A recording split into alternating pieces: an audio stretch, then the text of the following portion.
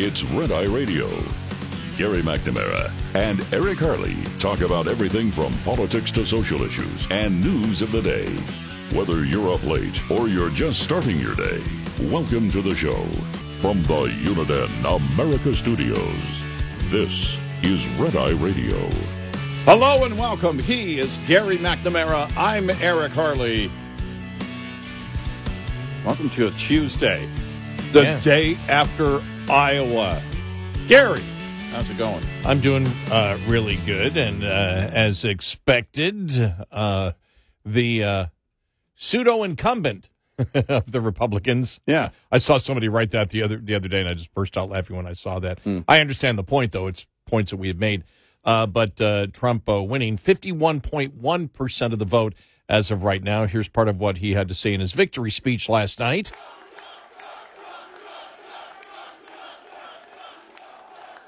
Well, I want to thank everybody. This has been some period of time, and most importantly, we want to thank the great people of Iowa. Thank you. We love you all. What a turnout, what a crowd.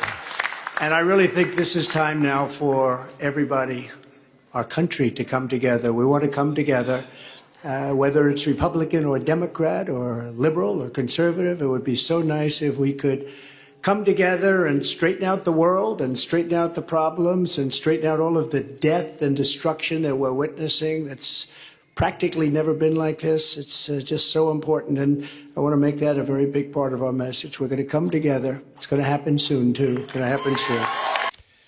Well, we're not coming together, but that you have to do that in politics, and that's nice to do that. Look, if on November 6th we can say, man, a lot of Democrats voted for Trump, then you might have a case.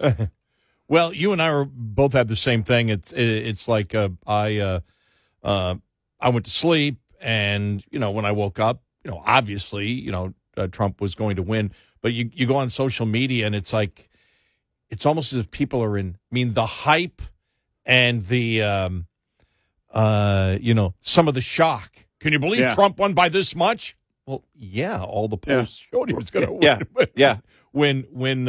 Win this big, and then there's Nikki Haley, and everybody trying to figure out was this code? What was she actually talking about? I can safely say tonight, Iowa made this Republican primary a two-person race.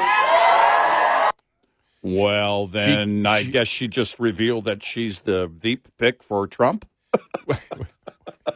Is she out? Right. Because DeSantis in second place, by the way. Last I saw, he was up by 2 points, like 21.2% to her 19.1%. Yeah. But we'll see where that eventually ends up. DeSantis campaign ticked off because everybody called it early. I said people were so. I'd say there's a couple of things. First off, no surprise that Trump won, especially when you look at the exit polling of the Iowa voter out there. Fox News had it. The Iowa Republican voter, the two most important things by landslide numbers: immigration, number one. Yep. The economy and jobs, number two. Yep, he owns both of those. Yeah. Not that DeSantis couldn't do it, but he's the only one on the stage with experience as a president. The greatest experience so far that DeSantis has is as a governor, and the big question always is, but can you do that on the big stage? Right. And so, that's where people are. So when you see that, it's pretty obvious. The other thing was, Nikki Haley the other day not able to answer the question, basically, can a man be a woman? That's an easy one. For her to go, it's like, well, you're not qualified to be you think of all the issues out there, you're not qualified to be a Republican if you can't answer that question. If you dance around that question, you should not be running in the Republican Party. Right now. Ramaswamy, by the way, officially out. Yeah. But nothing was a surprise except for at all. Except for Chris Christie getting 35 votes. We're trying to figure out how he got 35 votes. I told Eric just before we went on the air, Christie got 35 votes. There's the story from Iowa. That's the story. It's again, there. When you step back and look at this for what it is, there was one of the news groups, and I'll find it. I'm sure I bookmarked it somewhere, but I didn't give it that much attention because of the nature of the premise of the headline, which was, here are the 5 counties to watch in Iowa. Why? And then I did scroll down. I did scroll down enough. Why? Are we talking weather? Because if we're not talking weather, then no. And I did scroll down far enough to see the breakdown, and it said, it had Trump, and it broke down these 5 counties and said Trump 22, 20, 23, 20. I said, no, that has to be from 2016. Sure enough, I scrolled up a little bit, and here is how he performed in 2016. 2016? Why would you even bring up 2016? It's a totally different game right now. Nothing from very few things apply from 2016. What we mentioned, Trump on the economy, Trump on the border, those are his issues. Well, I would tell you one thing I thought was interesting that you could make the comparison to 2016 were the number of people that came out. Now, sure. I had said this. I had said, well, we'll see if the weather affects, what goes on at the Iowa, at the Iowa caucuses. I got a couple of emails, blasting me. No, the GOP voter will come out. It's like, well, I was saying, I didn't make that a definitive statement. I was saying, I wonder if it will affect it.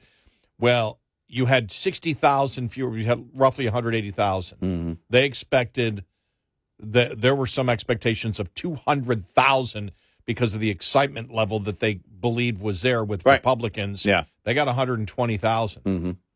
And so the turnout was way, way lower. So if it wasn't the weather, the first, I guess the, whatever you want to call it, the sparkles off in your head saying, is there not an excitement factor for the Republican voter right now, which would be huge? Well, because you made that point, and I appreciate your meeting, and it's a great point. The GOP needs to get a handle on any voter apathy right now. They need to be able to measure it, and they need to be able to counter it with going door to door and putting boots on the ground. And look, I don't know. You could go in the ground game for Iowa for Ron DeSantis was pretty thorough. He didn't really miss anything. I think he was the first. I don't know if he was the only in the end, but he was certainly the first to visit all of the counties in Iowa. But you've got to do as a party, the GOP for the general election needs to know if there is a building voter apathy. So voter apathy in Iowa, it could have been weather. It could be voter apathy. It could be a combination of both. And my question would be... Or it might not be voter apathy. It might be the fact they look at the polls and go, why should I go out and vote in this one? Because Trump's up by so much. That's exactly where I was going. Which would not be apathy come November against Biden. You would not expect it.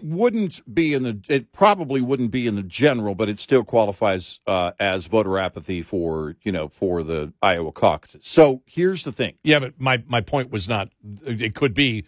My point was, does that evolve into voter apathy in the general election? I would say no, because that's my whole point of the GOP getting a handle on it. You've got to know what's driving it, what's in their mind. If they're saying, I support Trump and I definitely will in the general, and I don't need to go out in this, that's one thing. If they're saying, I don't support Trump, but my guy or gal isn't going to win and I'm not going to go out in this, that's a totally different thing. And where are those individuals who would have shown up? What was the reason for not showing up? And how does it translate into the general? Because if they're saying that, well, there was no way I was going to show up in this knowing that my candidate was so far behind. Or the opposite. I knew Trump was going to win. He didn't need my help. And I'm going to support him in November. They have to get a handle on that to find out what the mindset is. It's not just Iowa. Now, I don't know how many weather events we're going to have. I haven't looked at the weather forecast it's a week from today, New Hampshire. So I don't know what the weather's going to be there. But the fact is that you've got to get a hold on the mindset and really get into the brain of the voter, of the GOP voter. They're going to have to constantly measure, the GOP is going to have to constantly measure with their likely voters. How many of them are silently becoming never Trumpers, saying, no, I wanted DeSantis and I'm going to sit at home. I'm going to sit this one out. Well, the other thing was the NBC Des Moines Register poll that released what would have been Sunday showed that 43% of Haley backers in the state would vote for Biden if Trump is a GOP nominee. And so those are, I don't know how that comes out in the big picture. Right. All I know is that's a concern for the, and it's, look, we have concerns about the Republican Party as to where they're going from where everything, look, one of the two things that Trump first came out with and talked about yesterday was the you know, when you look at it, what do people care about in Iowa? GOP cared about, number one, immigration first, economy jobs second. First thing that he came out with basically was climate change because he brought up the ethanol. So Trump is talking about the fact of taxpayers subsidizing ethanol as one of the major reasons, and, you know, this is what he's all about. So Trump is for basically, when it suits him, using taxpayer dollars to do exactly what the Democrats would do if it fits their particular narrative. So that bothers me. The populist part of the support for Trump bothers me, and whether his instincts will go that way or whether it will go the way as it did when he was president, which was more capitalism. Right. And again, that bothers me as to where the Republican Party is going overall, and I don't know because there are too many variables in this election that just have never been there before. It's interesting too because Iowa, you know, a huge farm state, and the tariffs put in place before disrupted trade routes, and it was a big deal to farmers. Yeah, they didn't actually like it. No. And what it comes down to is the question of how strong is the fear that he would do that when he's talked again about 10% tariffs across the board, which he would never do, but that's the point of my question, or, you know, the thought. If you're not confident that he'll do it again, even if it was a narrow set of tariffs, in the back of your mind, are you going, well, but he could? Well, I mean, that's the question. I don't know how far that drives. Actually, the question to me is the fact that he has promoted that consistently, that he would put tariffs across the board at 10% for everything coming into the United States. Now, whether he does it or not is one thing. The fact that it doesn't affect the voter voting for him at all is another thing, because the number one sensitivity that people have right now is to inflation. And Trump has promoted the fact that I am going to increase the cost of goods and services across the board at least 10% if I become president, and it has no effect on his support whatsoever. Now, but Nikki Haley, look at the support Nikki Haley has, and Nikki Haley, you know, could not identify basically what a woman was the other day. She couldn't answer the question. And so you ask yourself, it's a legit question.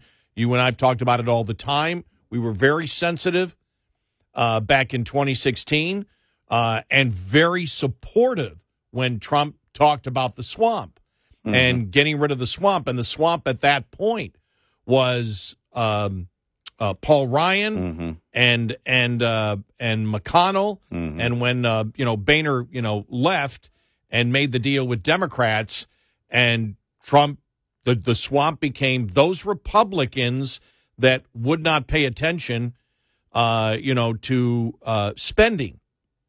And then 6 months later, in the early part of 2016, Trump's talking about borrowing trillions of dollars because the interest rate is low, and doing it for infrastructure, right. And nobody seemed to care. And that was the point where Republicans fully went from caring about spending to not caring about spending. Mm-hmm. And I think Trump knows that.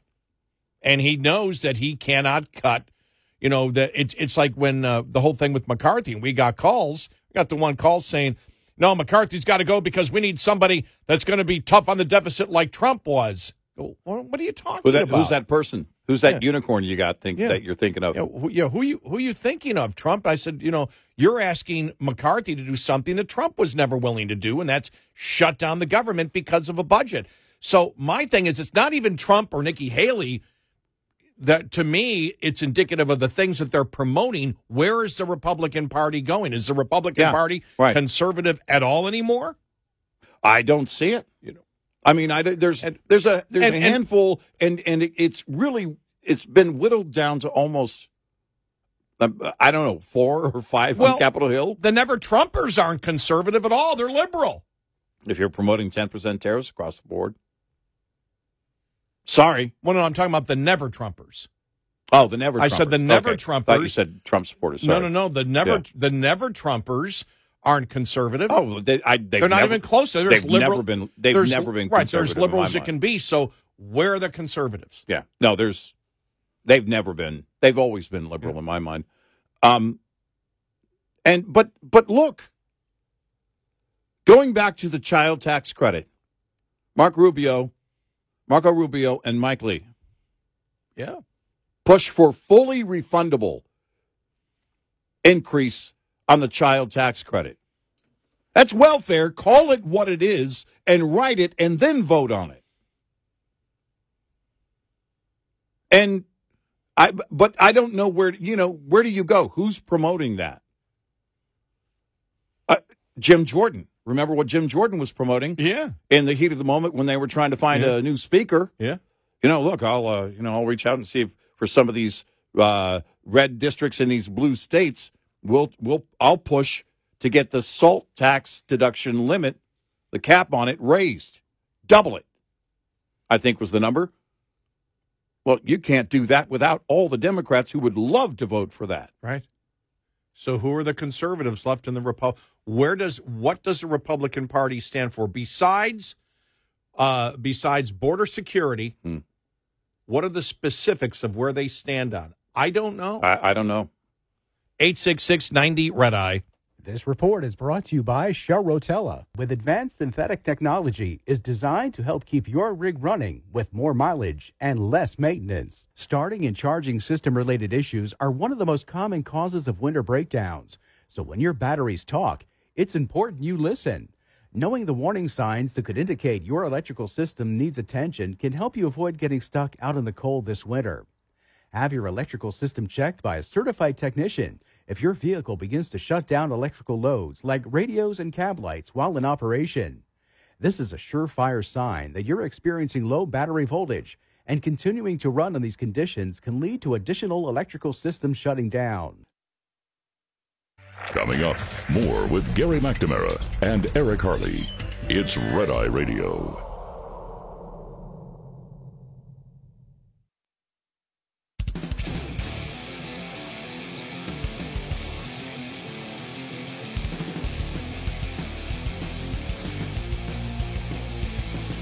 It's Red Eye Radio. He's Eric Harley, and I'm Gary McNamara. So now we'll move on to New Hampshire, but it's this is exactly what we expected it to be, and it'll be interesting to see. Well, I will say this: over the weekend, I mean, the media's gone crazy over Trump going to be a dictator. I mean, they're just doubling down on the things that Trump could do. I think the Whoopi, was it Whoopi or Joy Behar that set it off last week, where she was saying that people are going to disappear. Yeah, it was Whoopi.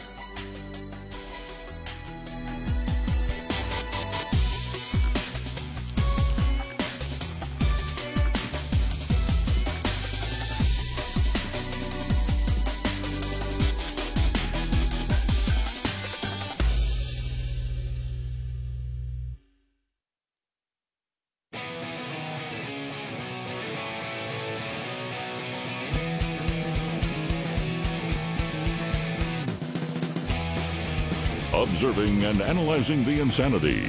Eric Harley and Gary McNamara, nightly on Red Eye Radio. And he is Eric Harley, and I'm Gary McNamara. Thank you so much for being here this morning. You know, there was so much to talk about over the weekend. I just saw that here the grid operator said we have to conserve tomorrow morning. Yeah. And you're thinking it's going to be 15 degrees. Yeah. 14, right. 15. And not even, you look at over the weekend, for example, when they were giving the advisories out, and you look at in southern Texas, for example, I mean, Austin was, 30. Yeah, right. San Antonio is, 40. Right. I mean, they weren't, and you get down to McAllen, they were at 80 degrees over the weekend. Mm-hmm. So this wasn't like Frizola. No. And they're still, they're still talking about, and I know they, because of the vote in the referendum last year, eventually they'll have that taken care of because of the the natural gas plants that they're planning to build that we have to subsidize because they'll only be used 10% of the time in the state of Texas. But it's just, you just shake your head in absolute disgust going, this should never, ever happen. And it should be a warning to every state out there. With what happened with the state of Texas back 3 years ago during Frizola. And it happened because of the federal government. And the states can't fight it. States can't fight the federal government giving those subsidies for solar and wind. But, now everything is crumbling on that point, too, as we have found out in the state of Texas. In the state of Texas, because there was so much free money out there, hey, you got a lot of wind here. Oh, yeah. You go up to the hills, you get a lot of wind. Well, they're going to do it. And it's not the way to run a grid. Nope. It's irresponsible. It's one of the things that ticks me off more than anything.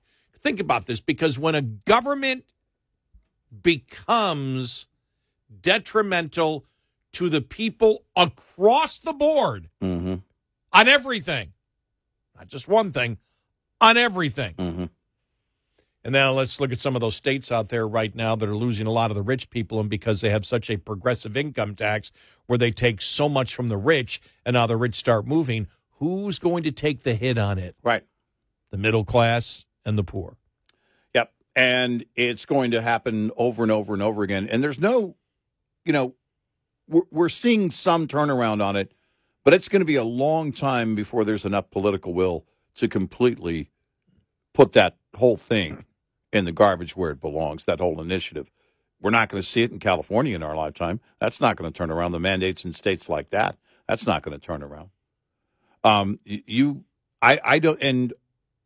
I don't know where we learn our lesson. If we didn't in Texas learn it from Frizola, it'll never happen in a state like Texas. And I think the lawmakers did the right thing. But it still is ludicrous that we have to have this kind of redundancy. You're using natural gas. No, the federal government is forcing you to use more wind and solar. Okay, great. And now we have to back it up with more natural gas, and we have to pay for that through taxpayer money as well. Let me say they did the wrong thing for the right reason. Yeah, right. Yeah. Yeah. Exactly. Because it's pure insanity when you think about it. Yeah.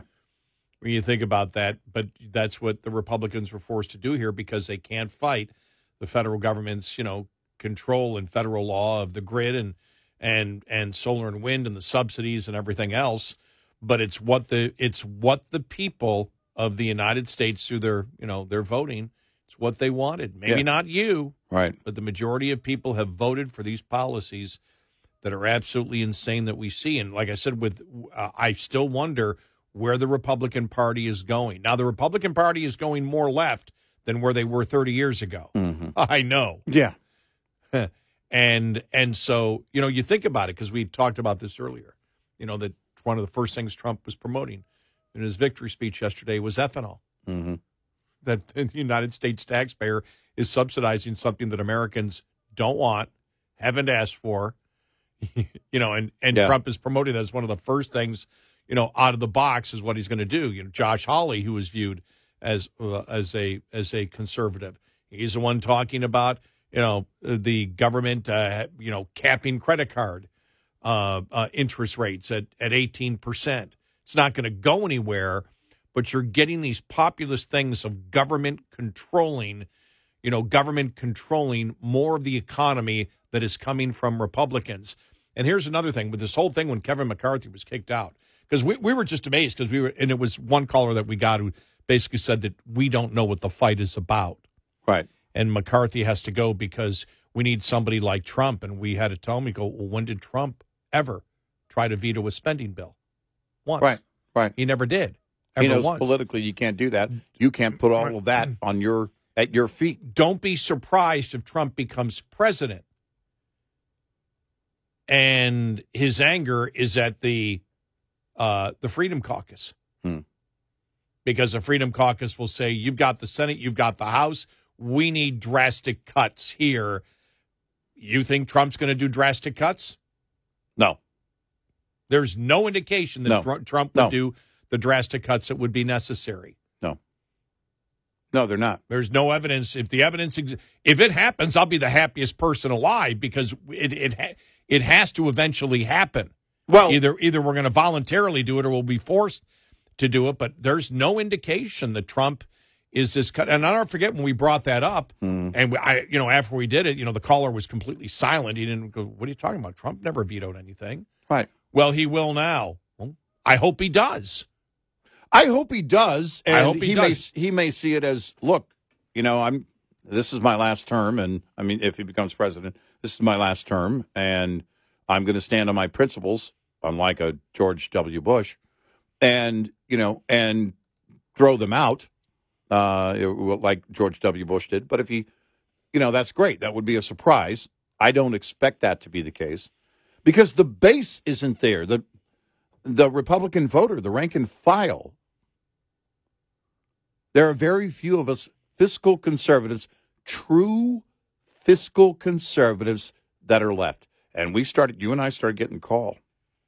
And it happened, I don't know how many calls we got over the, 3 or 4 year period, 2009 on. Well, the bank's got theirs, I want mine. Yeah. And then it was, and then you saw, again, Mike Lee and Marco Rubio and pushing for that fully refundable child tax credit increase.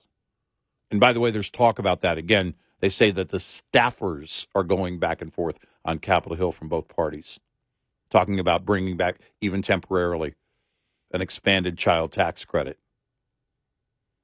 Well, if Republicans are involved in that, then, again, point to me, show me the number of true fiscal conservatives that are out there. Not many. There's not many. No. And that's, you look at the public has looked and, well, the public knows it. The polls show the public knows it. Right. They know it on, illegal immigration. Right.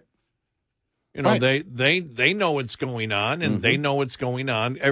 Every single poll shows the majority of Americans say we've got to cut, we've got to balance the budget, just don't touch my program. Mm-hmm. Yeah, right, exactly. And, you've got across the board, you have to, and this is not a conservative or liberal opinion, it's an accounting opinion. Yeah. You have to change Social Security and Medicare.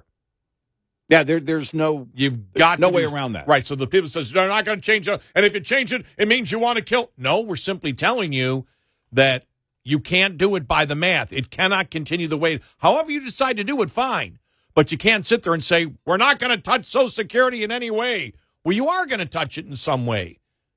You're either going to raise, the cost of living increases may not be the same. You may have to get it a couple years later, or you and I believe this may be the thing that the government will come in and say, okay, what do we do? All right, we cannot raise the premiums on it right now, right? But we'll raise it for the employer, so it's a stealth tax. But you have to change the way we're funding Social Security and Medicare. Yep. If you say no, don't touch it in any way, then you want it to fail. Right. Accounting wise, it is a liberal Democratic position because liberals want to keep spending without, any accountability. Conservatives don't. But the fact of the reality of the amount of people putting in, the amount of people collecting, it is not sustainable. Nope. End of story.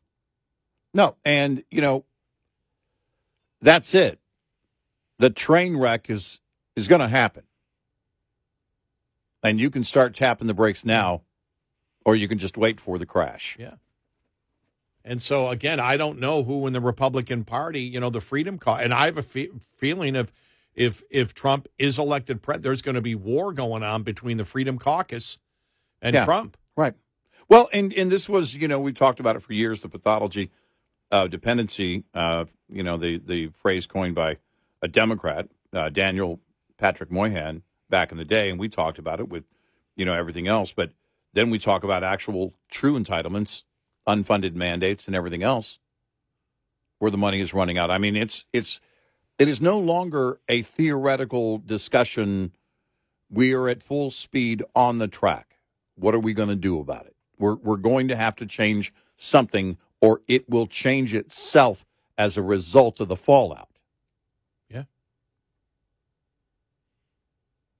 And so I don't know, and I don't know how you change the political will. I don't, if you have so many fiscal conservatives that used to be there and aren't there now, then I don't know how you turn that around. 2008, 2009, the recession in 2009, and that slow rolled for I don't know how long. It wasn't technically a recession all that time, but we trolled along the bottom for way too long. COVID and the spending. And you've retrained the mind, almost gone in and changed the DNA infrastructure or the DNA structure in someone's brain with what we did in response to COVID. Quiet quitting wasn't a thing. Yeah, there were some quiet quitters before COVID. But it's a thing now. People post about it, brag about it, and practice it all the time. I want to work from home, which means I don't really want to work. All of these things fit under that massive over-response. And then everybody wonders, why are things so expensive? We know how to do this. I know. We're great at expanding wealth when we want to work as a society. 866-90-RED-EYE. Lines open for your calls. 866-90-RED-EYE on Red Eye Radio.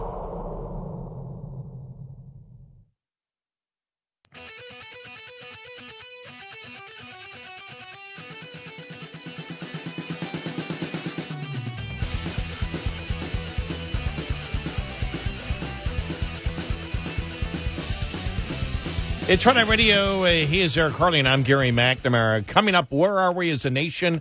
Well, I saw something over the weekend concerning football that I went, yep, well, I don't think so. We'll get to that coming up here in a little bit. All right. It was definitely a football weekend. Yeah, it was. With everyone except the Cowboys. Oh, it was. You're right. Wow. I will say this. That was a beat down. I found a positive. Dak threw two really great passes to Green Bay. And I thought that was the best performance. So I'm out and about. I was telling you in the pre-show meeting.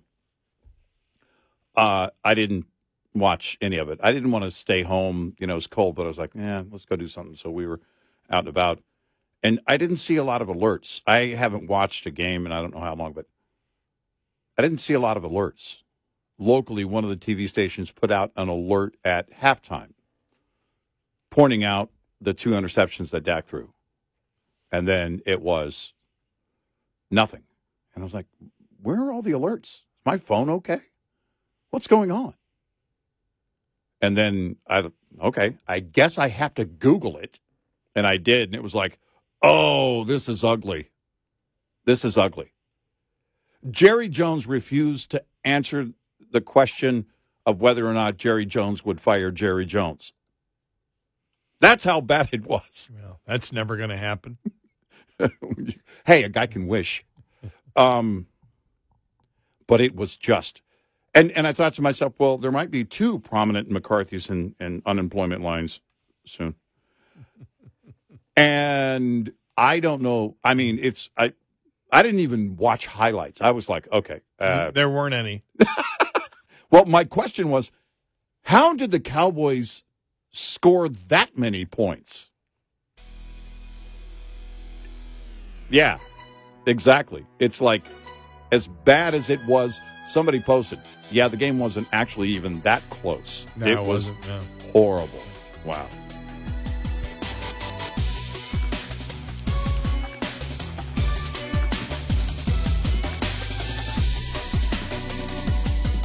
Top of the Hour News is brought to you by Hal's Products. Visit halsproducts.com. This is Red Eye Radio on Westwood One.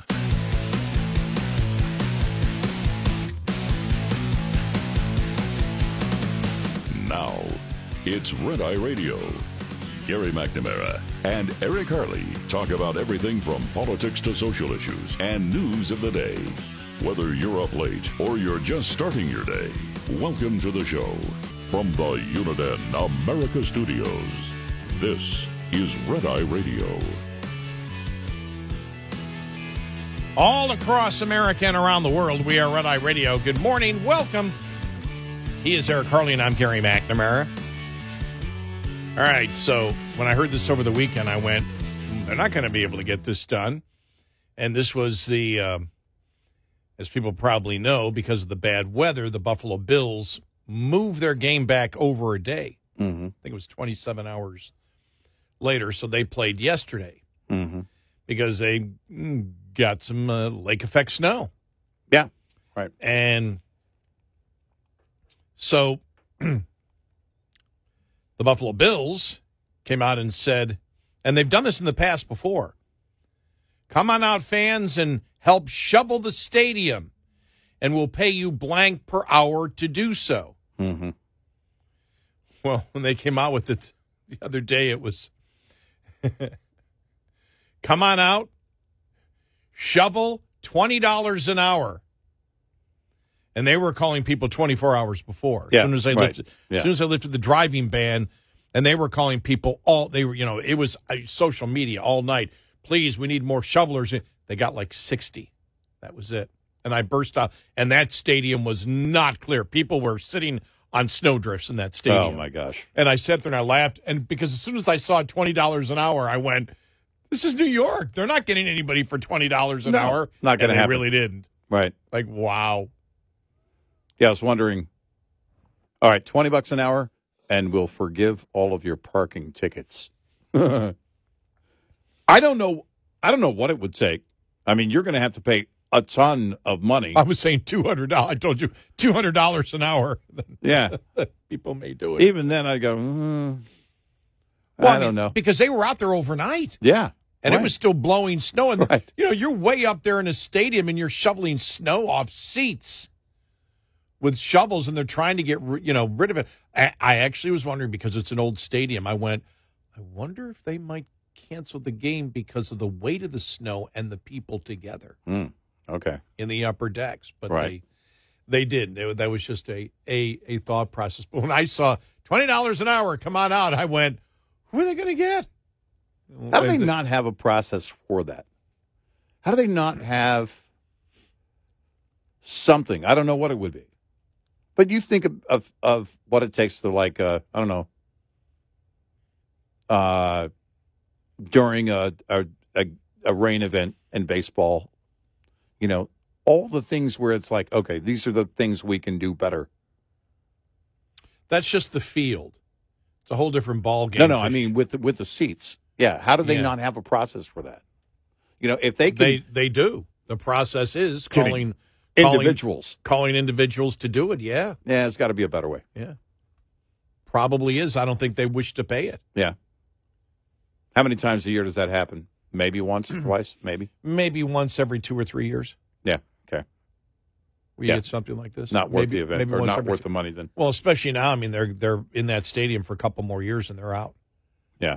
They're across the street, and I think the new stadium's going to probably have it's built with the roof and everything else, a lot less snow in the seats. Mm-hmm. So I don't think they're going to worry about that anymore. I'm assuming that's probably something they took into consideration. But you'd have to. You know what was crazy, though? Hmm. We had lake effect snow here in Texas. Yep. We've had it before. I know, but when it wasn't in the forecast. But the difference was it wasn't as widespread before. Like one of my daughters got some lake effect snow one morning, and it was like the snow wasn't even in the forecast, but her neighborhood was getting it because she lives right next to a lake. But this weekend, it was a little more widespread. It was, to watch the weather map, and they're pointing out, here's the lake effect snow. I'm like, yeah, these are small lakes. They're not like Lake Erie or Lake Ontario.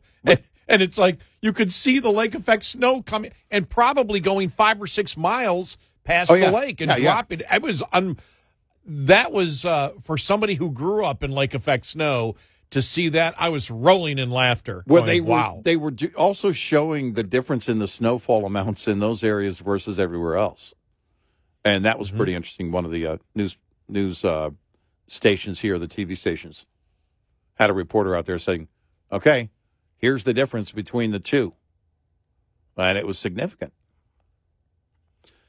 I think that one thing that happened over the weekend that's going to be has the possibility of being very significant is the evolution of the Fanni Willis story. Yeah. You saw she went to a church over the weekend. Yeah. Mm-hmm. Did not deny any of the allegations against her, simply said all the allegations are because of racism. Racism. Yeah. And I went, and to me, that signal that's sent out is, I did this.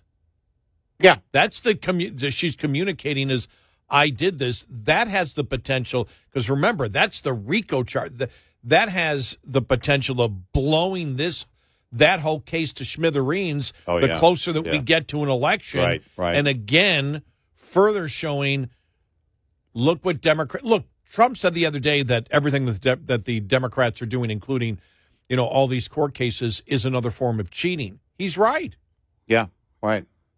These aren't legitimate cases being brought forward. These are rogue prosecutors doing the wrong thing. Right.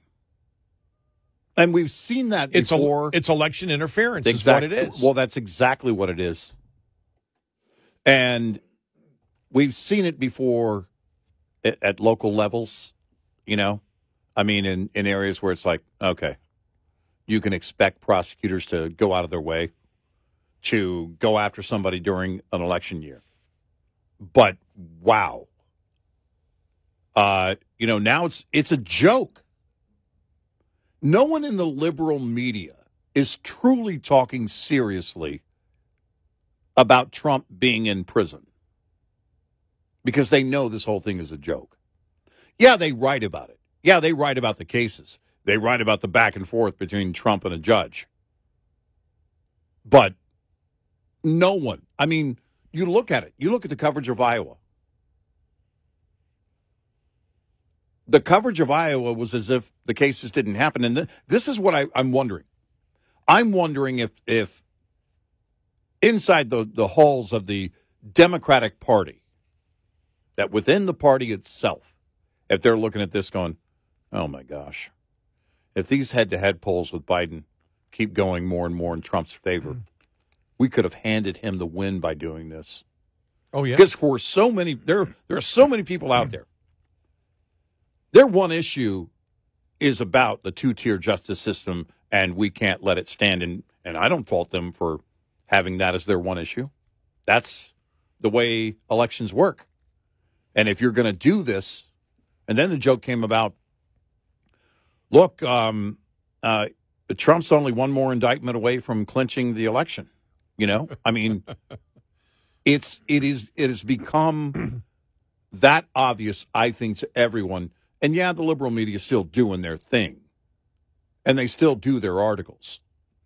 But it's not the same kind of chatter as if, look, everybody sees that he's guilty, and is going to go to prison, and he clearly broke the law.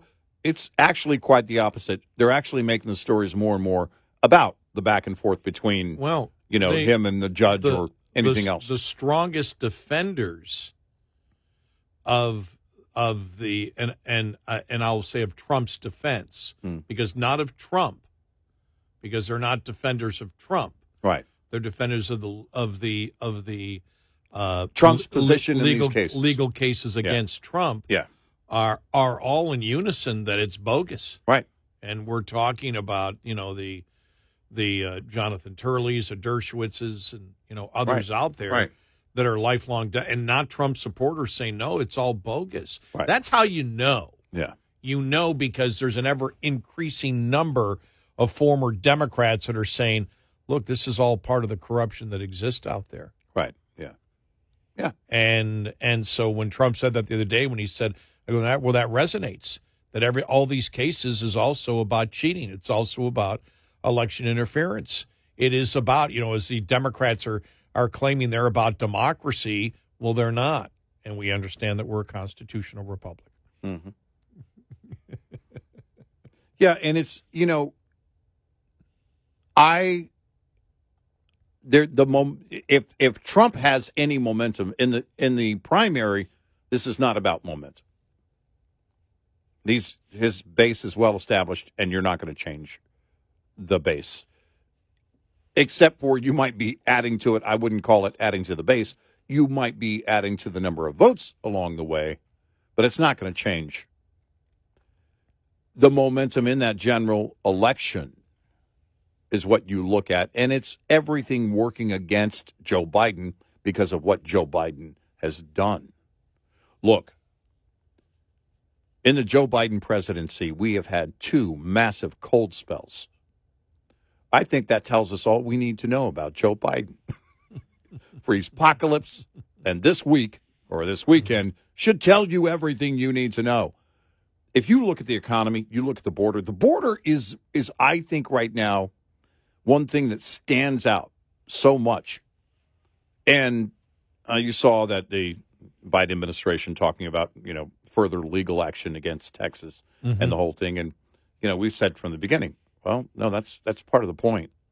And it keeps that conversation about the border in the news, at the top of mind. Then you throw in Mayor Brandon Johnson in Chicago, Mayor Adams in New York City, and their complaints. And everybody knows it. Everyone in these major cities, they know it. They feel it every single day. And the border's I believe, a massive motivator, because you can't just leave our border broken like it is. You can't just go in and change the law because you say so with an executive move. And we see the arrogance in Mayorkas and of course, starting with Biden, but Mayorkas, and it runs throughout the administration on all of these items, and including the economy. People don't know the economy is great. You're too stupid to know that inflation is a good thing. I don't know how you sell that. And that's where we are. I saw a commercial right when I was coming out of the shower and the TV was on. I heard a commercial yesterday saying, well, inflation is down, but housing prices are, I don't know, what was it for? I forgot what they were selling. I went, inflation's not down. No. And that was being run in a commercial, to sell something. I'm like, okay. If it's the Democrat narrative that inflation's, but inflation is not coming down. The inflation rate came down, but inflation's not coming down. No, it's not. 866-90 Red Eye. Brought to you by FPPF, Fuel Power Max. Surviving and thriving as an owner-operator has just as much to do with managing costs as it does with generating revenue. Understanding basic principles of operating costs can save you thousands of dollars a year. Costs are not the same each month. If 9,600 miles are driven one month and 10,000 miles the next, 2 different sets of costs apply for each month. For example, if your tractor payment is $1,850 per month and you drive 9,600 miles in the month, your tractor payment is costing you 19.3 cents per mile. Drive 10,000 miles, though, and that same payment will cost you 18.5 cents per mile. This is one of your major fixed costs while paying off a truck loan. The difference in this example is only a fraction of a cent, which may seem like small change, but it ultimately amounts to $960 more annually on the bottom line. Because though fixed costs do not go down over time, you can reduce your cost per mile with more paid miles. Brought to you by Shell Rotella, with advanced synthetic technology is designed to help keep your rig running with more mileage and less maintenance. Get in touch with Red Eye Radio, toll free at 866-90-RED-EYE.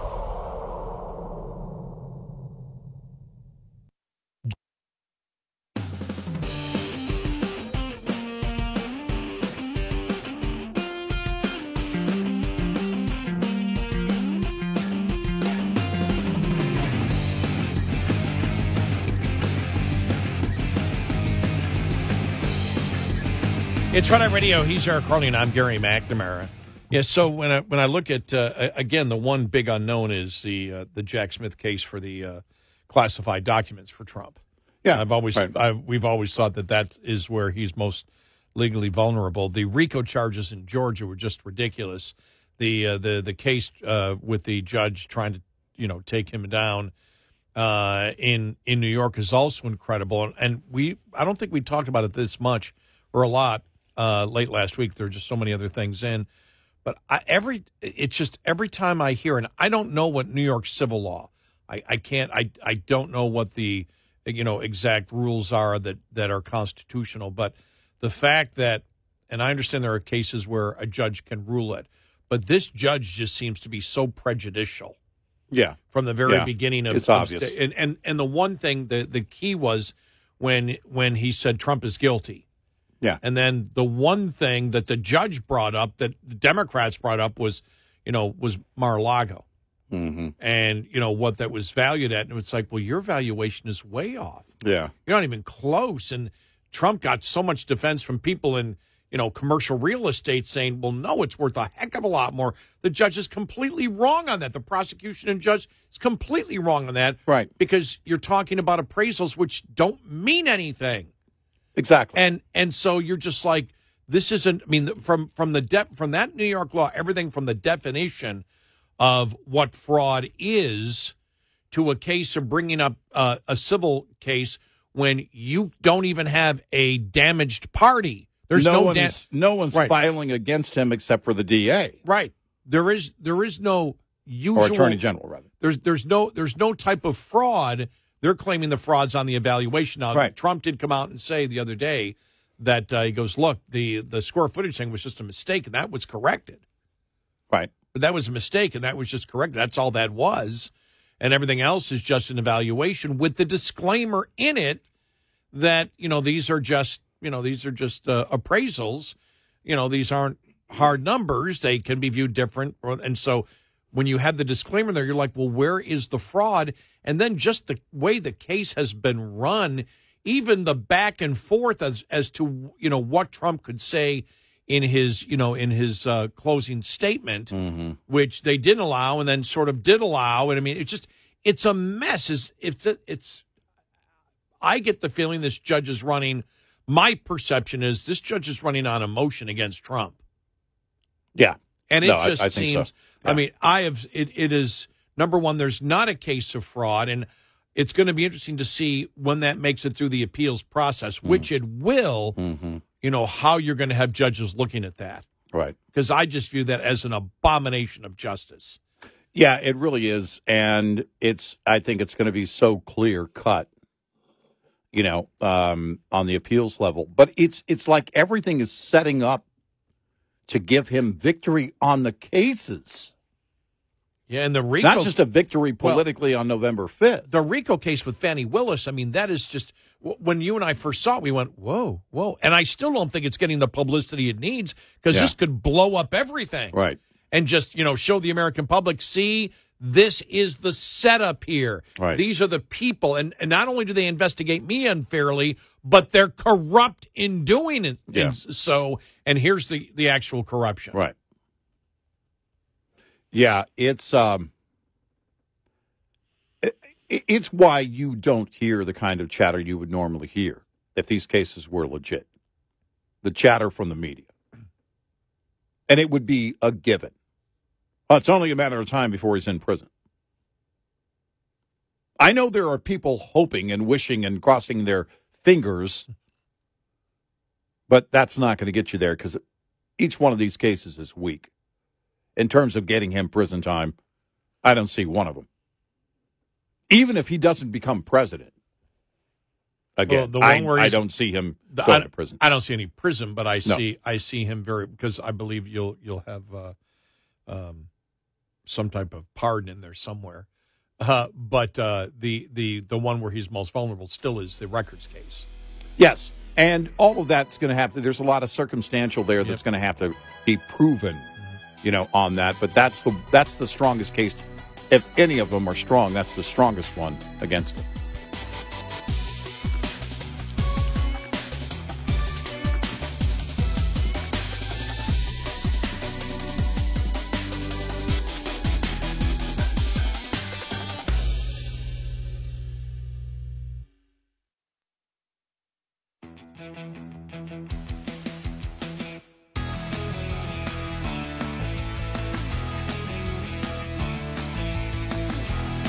You're listening to Red Eye Radio from the Uniden America Studios.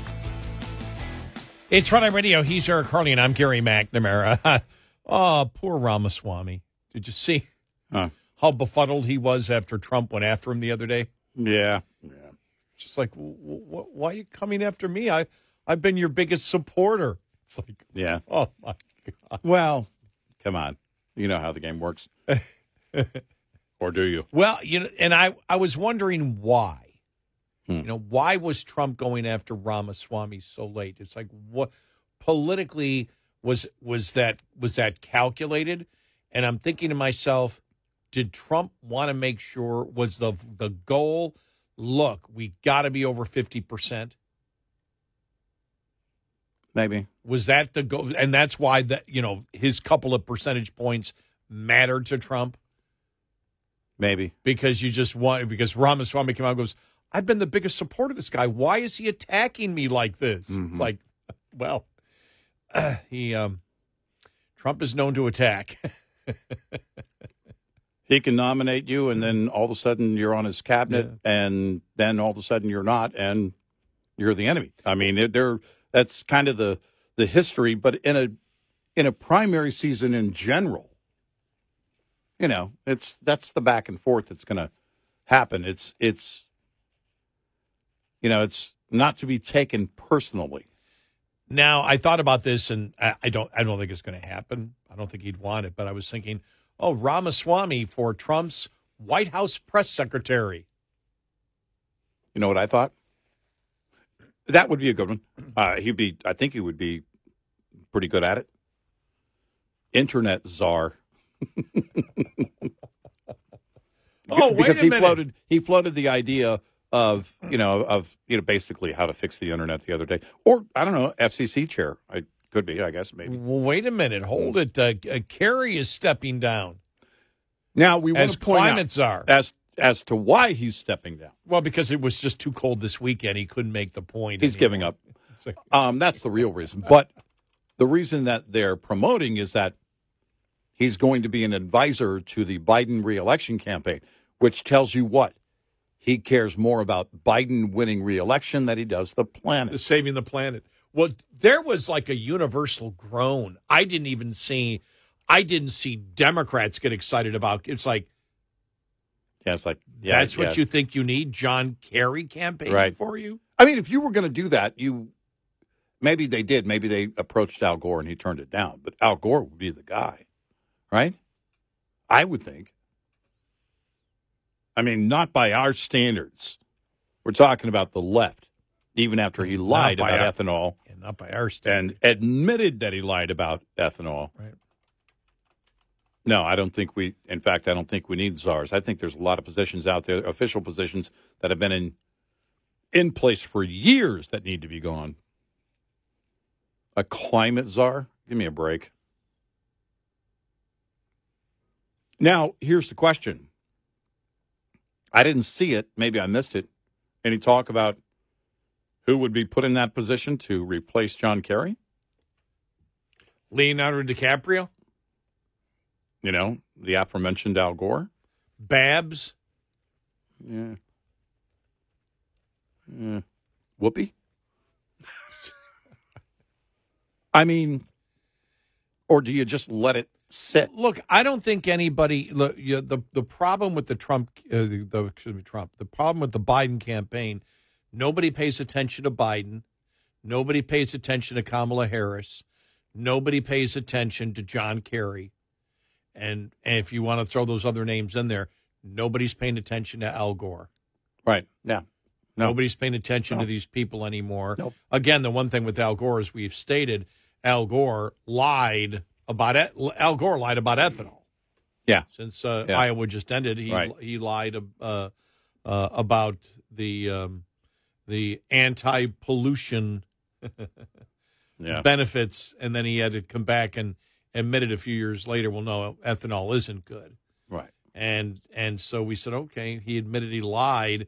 And that was really the first big lie to get that push for ethanol, which was really the first big movement in the whole climate change thing, was to get ethanol in there. And then Bush signed it. And then that was, what was it, 2007? And by the time we got to 2008, March of 2008, a few months later, because I believe he signed it in December, all the environmentalists were going, wait a minute. Oh, no, wait. Ethanol doesn't work. Right. It's not going to save the planet. Oh, no. But it didn't matter. You got it moving. It's already happened. The government program doesn't Happened. Yep. Stop to the point of, and Republicans were all against it, to where, think about it, the leading Republican candidate was celebrating it last night. Yeah, sure. In his victory speech, the fact that he's for the subsidizing of taxpayer dollars for ethanol. Mm-hmm. I was at a gas station, by the way, over the weekend. A smaller gas station, kind of out of the way, and it said on the pump, contains no ethanol. And I thought, okay, now there are plenty of spots. You actually have to look for them, like Buc-ee's. They have a designated pump handle for that. It's blue, the no ethanol gasoline, right? And it's more expensive. That's not what this was. None of their unleaded on any of their islands at this place had any ethanol in it. I thought, that's interesting. Then it just said contains no ethanol. It threw me off so much. I was like, wait a minute. Well, I don't. Oh, no, I'm okay with that.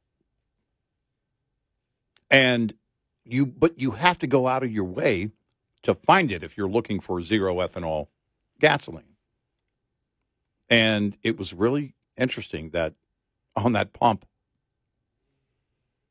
at that place, at that one location. What do they use for anti-knocking? I don't know. They're proprietary additives that they'd been using for years. So, okay. Yeah, I don't know. Not lead. No.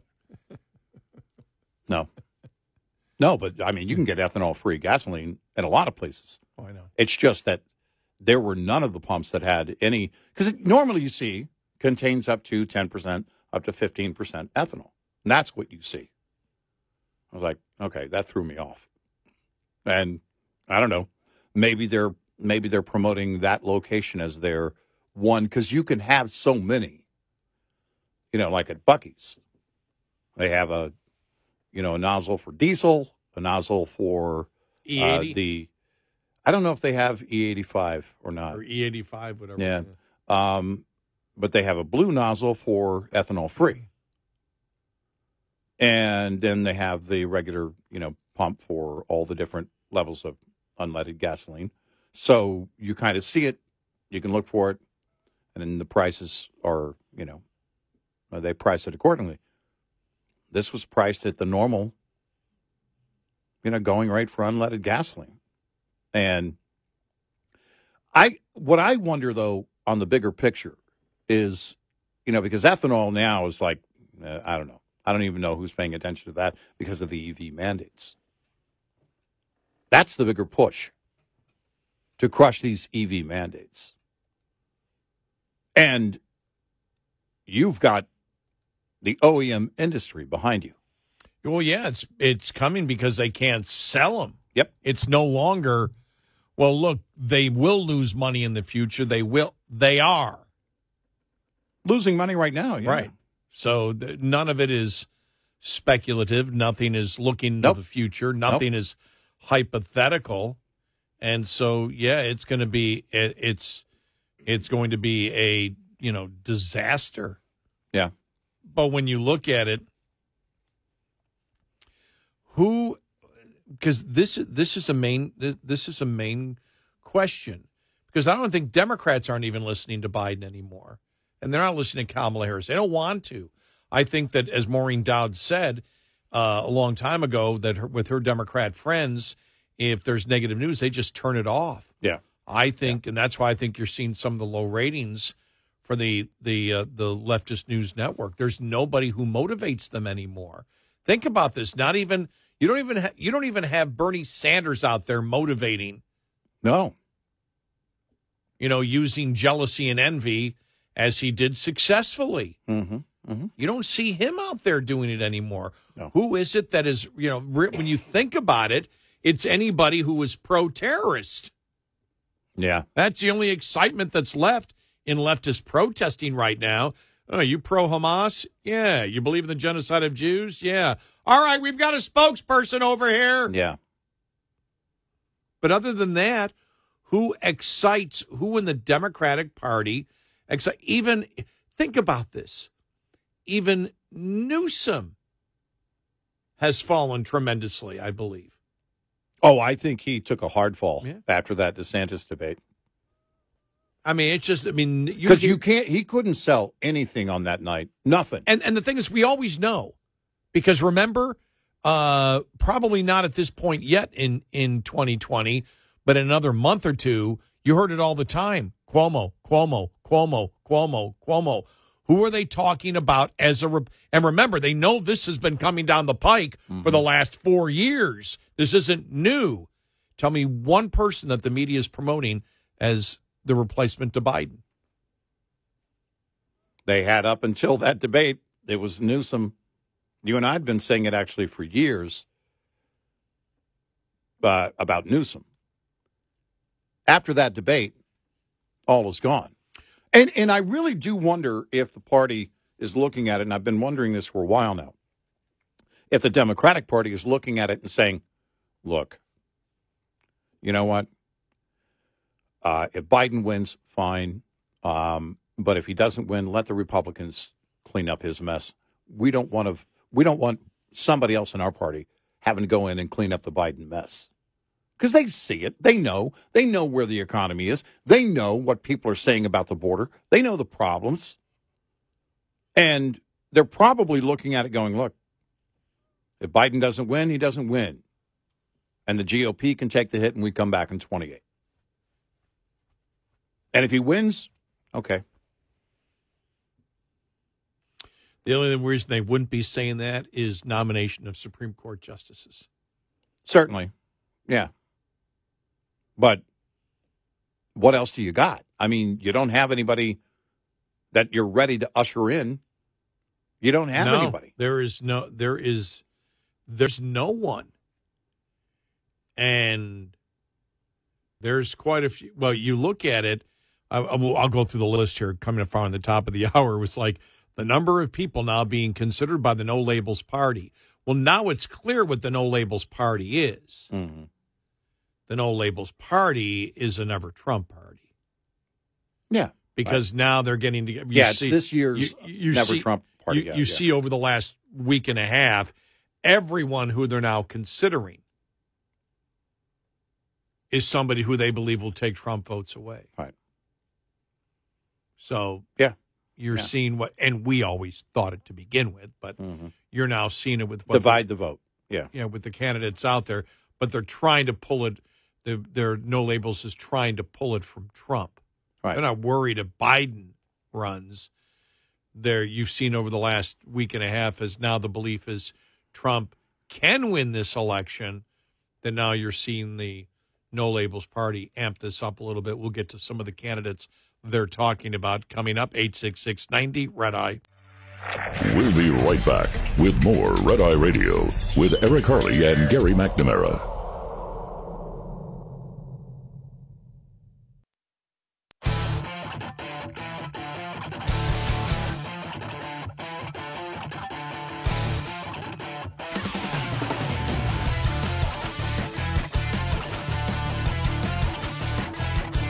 It's Red Eye Radio. He's Eric Harley, and I'm Gary McNamara. Good morning. Welcome. Coming up, No Labels Party now heating up with potential candidates. And clear it's because I believe they're a Never Trump party. That's the reason why they never talk politics. Yeah. Because it's about personalities to them, not politics. Mm-hmm. And so we'll get to that coming up. Electric vehicles and the nasty weather that we've been having, and we'll talk about a former Biden aide who says it's time for the Biden campaign to let go of Bidenomics. Well, they used it for a while. We told them initially, remember? We said this is a mistake. Do not attach a name to it. Oh, yeah. Do not attach your name to it. Right. It's not going to work. No. And it's going to come back to haunt you, and we were right on that. And so then they dropped it for like 10 days. About a month and a half ago, and then they brought it back again. Right. It's like, okay, we dropped it, now let's bring it back. Unbelievable. And then the whole Fanni Willis thing, and the U.S. Civil Rights Commission. Illegal immigration makes black Americans poorer. Economics. Yeah, and again, I think that's right now, I think it's right up there, a very close second with the economy. Right, because, as we just pointed out with that story, it affects the economy. Yeah, for Iowa voters, Iowa Republicans, it was the number one issue, illegal immigration.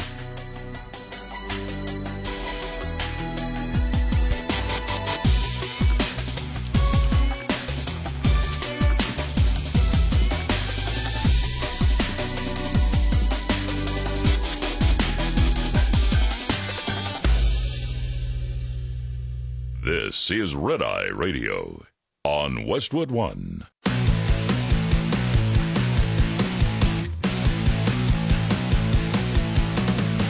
Now, it's Red Eye Radio.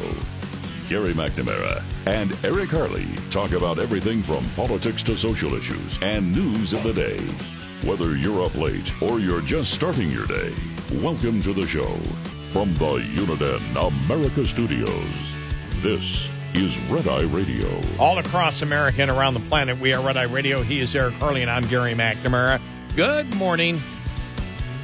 So I'm reading this here from Fox Business. Desperate Tesla owners in and around Chicago were seen trying to charge their vehicles with no luck amid frigid temperatures that have gripped the Midwest. Charging stations have essentially turned into car graveyards in recent days as temperatures have dropped into the negative double digits. Fox Chicago reported nothing, no juice, still on 0%, said Tyler Beard, who had been trying to recharge his Tesla at an Oak Brook, Illinois Tesla supercharging station since Sunday afternoon. And this is like 3 hours being out here after being out here 3 hours yesterday. Someone pushes a Tesla at a Chicago area a vehicle charging station where many of the electric vehicles have been forced to sit amid freezing temperatures. Many of the vehicles failed to charge at the stations around Chicago. Beard and several other Tesla owners were trying to charge their cars amid long lines and abandoned cars at other Tesla charging stations in the Chicago area. This is crazy. It's a disaster. Seriously. Another owner said she abandoned her car and got a ride from a friend after hers would not charge. Wow. Well, it's interesting because there was an official from the Chicago Auto Trade Association that said it's not plug and go. That you have to precondition the battery, meaning that you have to get the battery up to the optimal temperature right. if you're looking to fast charge. So you're there 3 hours and it's still on 0. Now everybody just let's do this. Imagine and we'll start small. All right. Imagine your phone would not charge if it got too cold. If the temperature outside got too cold, sorry, you have to wait for warmer temperatures before you can charge your phone. We would have riots. Yes. Now, people wouldn't be in the streets. They would quit the riots because it's too cold to go outside. But still, the outrage, I can't imagine. Because one of the quotes that came out from the weekend from, this thing in Chicago was, my car's dead. And I'd never, when you say my phone's dead, everyone knows what you mean. I didn't charge it, whatever, didn't charge when I put it on the charger, whatever. You know what it means. When you say my car's dead, that, I was like, wow, it's a brick until conditions improve. No way in hell. Cold weather brings its share of problems to cars, whether they're EVs or not. But the form of energy to power them is a very different story. Not that you can't have outages, not that you can't have spots where, oh, sorry, we're out of fuel, or, things like that happen. But this this right here is part of the design of the vehicle, and its power source is greatly limiting in extreme temperatures, and there's absolutely no way you can make this a mandate. As a gentleman said, he was out there 3 hours each day, a total of 6 hours.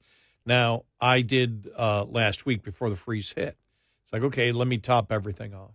Just make sure what I think I put 4 gallons in one and 6 in the other. Mm-hmm. Now, that moves pretty quickly, and still it was too cold. Right. It's like, man, that took too long. Right. And but that's how we're conditioned.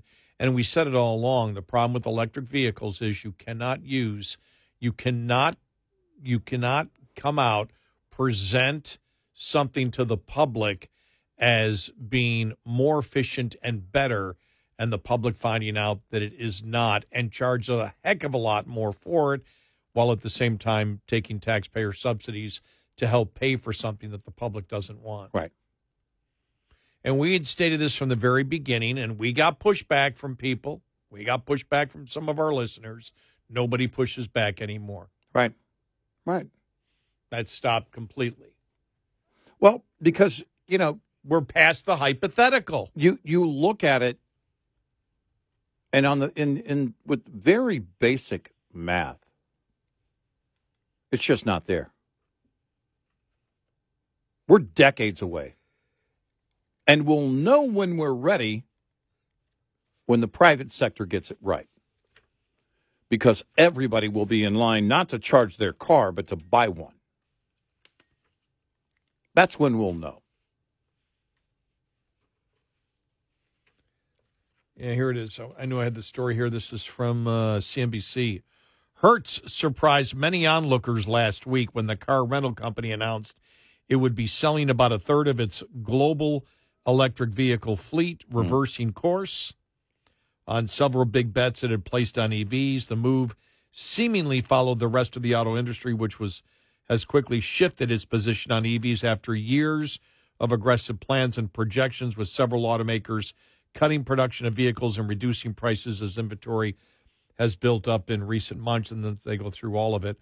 Hertz CEO Stephen Scherr told CNBC's Jim Cramer on Thursday that the company's move, which followed large purchase orders of Teslas and GM EVs, was responding to the reality. Responding to the reality. Oh, that's the thing that's getting in the way of all liberalism right now. Reality. Yeah. That's right. I wasn't sure what it was at the moment here. All right. Which is, we're trying to bring supply in line with demand. The reality of EVs and Teslas being the best-selling car will at some point render them the best rental car, Scherr said, but that's not yet. So we may have been ahead of ourselves. Yeah, in the context of how quickly that will happen. I love the soft sell on that. It's like the Ford CEO did the same thing. We'll get there one day, but we're not there yet. Stop. Stop. Again, when the OEMs have it right, we'll know.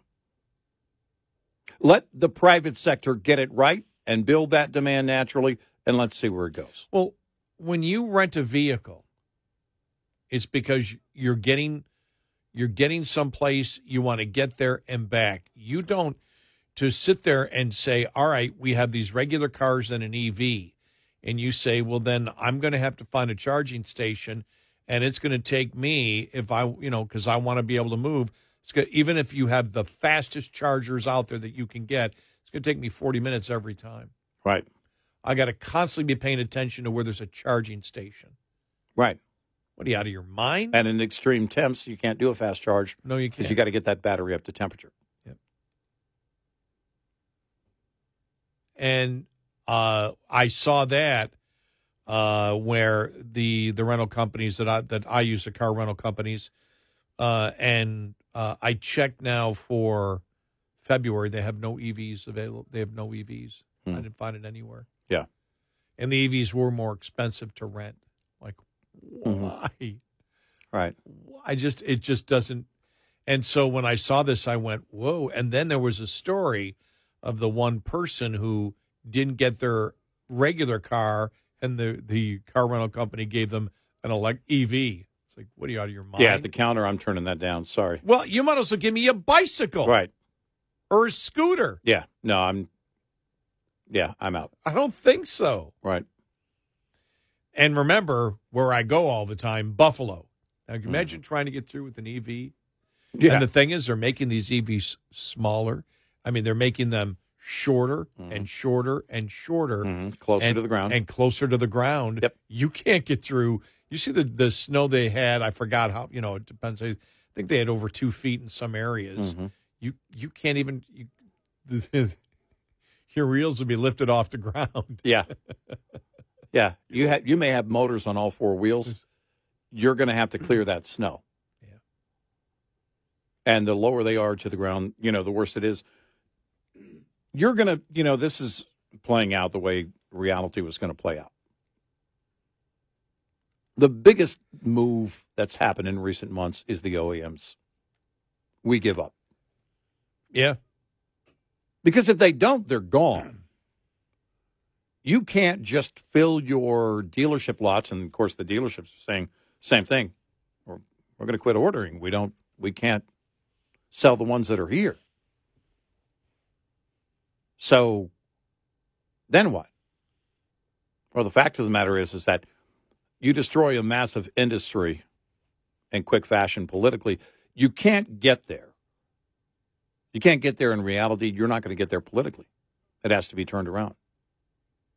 Now, Governor Newsom may not be Governor Newsom when it happens, but California is facing many harsh realities that are coming to fruition. Many. And that's one of them. I don't expect the voter base in California to change. And what they do to counter these harsh realities, I don't know. But there's no way to change that reality. Why, again, when I see the Hertz CEO talking to Kramer, it's like, are you attempting, and you and I have made this allegation a lot, why are you attempting to sound stupid? Like this surprised you? Well, if people get EVs, if people buy EVs, it's naturally that they would, rent them and it would become the top. Yeah, but they weren't buying them. Mm-hmm. And when you're talking about, there's a difference between if it's your second or third car and you've got a Tesla whose battery is low, you can jump into something else. Mm-hmm. You may have electric vehicle owners who say, well, not when I rent a car. Because when I rent a car, I got to go somewhere and get there and come back. I don't have time to be charging even for 20 minutes or 25 minutes to get a half a charge or whatever. And it's cold out here. Yep. And it's not going to charge as well. But stupid is as stupid does. Just keep it going. To quote Forrest. Yep. Keep repeating it.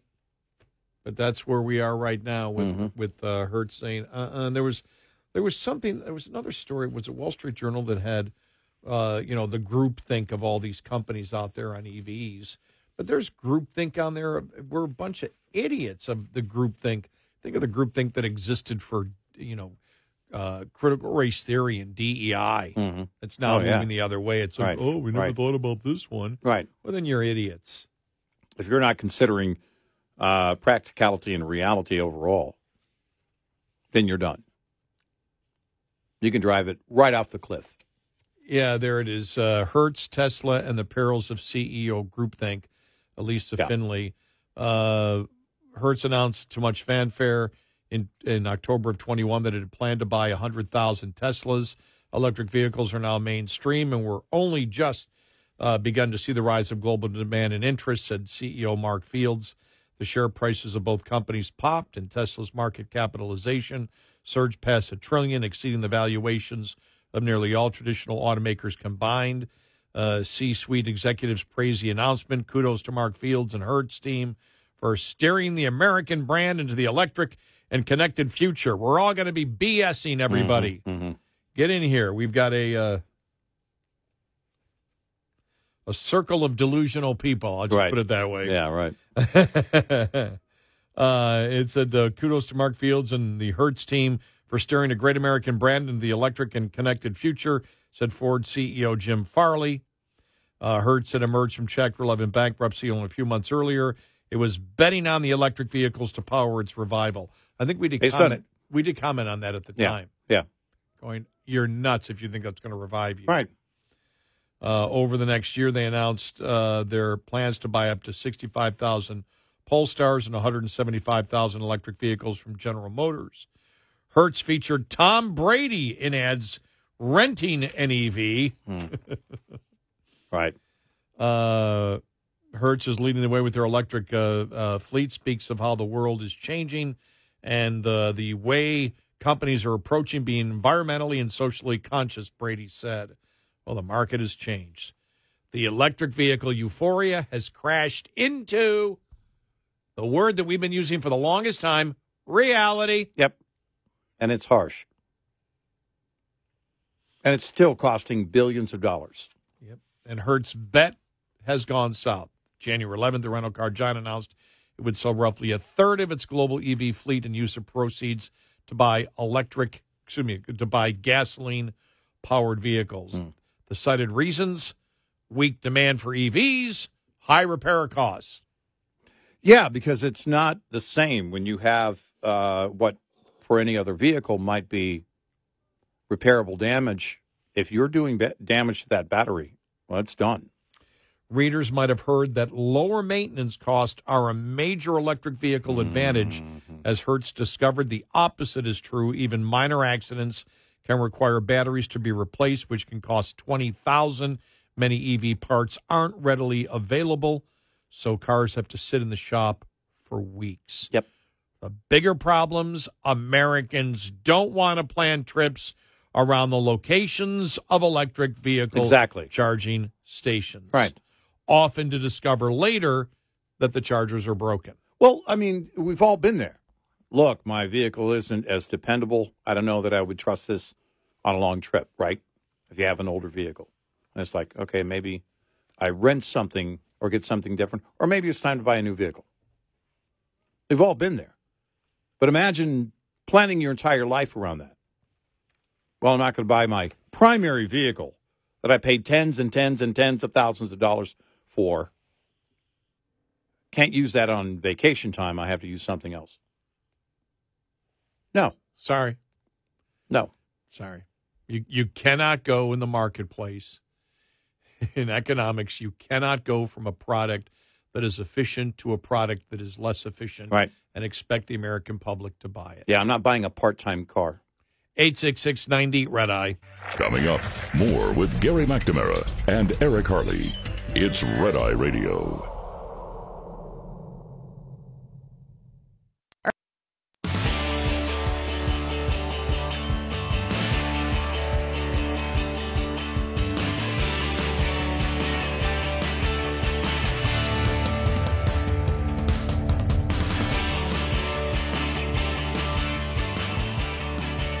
It's Friday Radio. He's our Carly, and I'm Gary McNamara. While the paranoia is really starting, NBC News fears grow that Trump will use the military in dictatorial ways if he returns to the White House.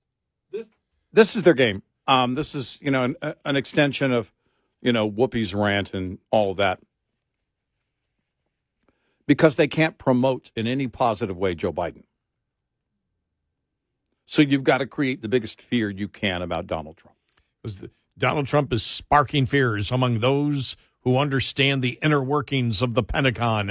I love how they put that. Well, who are these people that understand the inner workings? Could you please tell us who they are? I mean, I think I have a basic understanding of the inner workings of the Pentagon. That he would convert the nonpartisan U.S. military into the muscular arm of his political agenda as he makes comments about dictatorship and devalues the checks and balances that underpin the nation's 2-century-old democracy. Next thing you know, he might weaponize the Justice Department. Next thing you know, he might have FBI agents looking at license plates of parents in a parking lot of a school. Come on. Because the parents are concerned. That would never happen. Because the parents are concerned that a student was sexually assaulted by a transgender and that the board was trying to hide it. Right. Yeah, you want fear? I mean, it's just... How about the fear of what's actually happening? I know. And this is really the interesting thing because Democrats now are really pushing for the hypothetical on what Trump might do with no evidence that he actually would. Right. And the whole dictatorship, as you know, he was tongue-in-cheek when he said it. Of course. Completely tongue-in-cheek. Right. And they took it, it's serious, it's serious. Yeah. We'll see.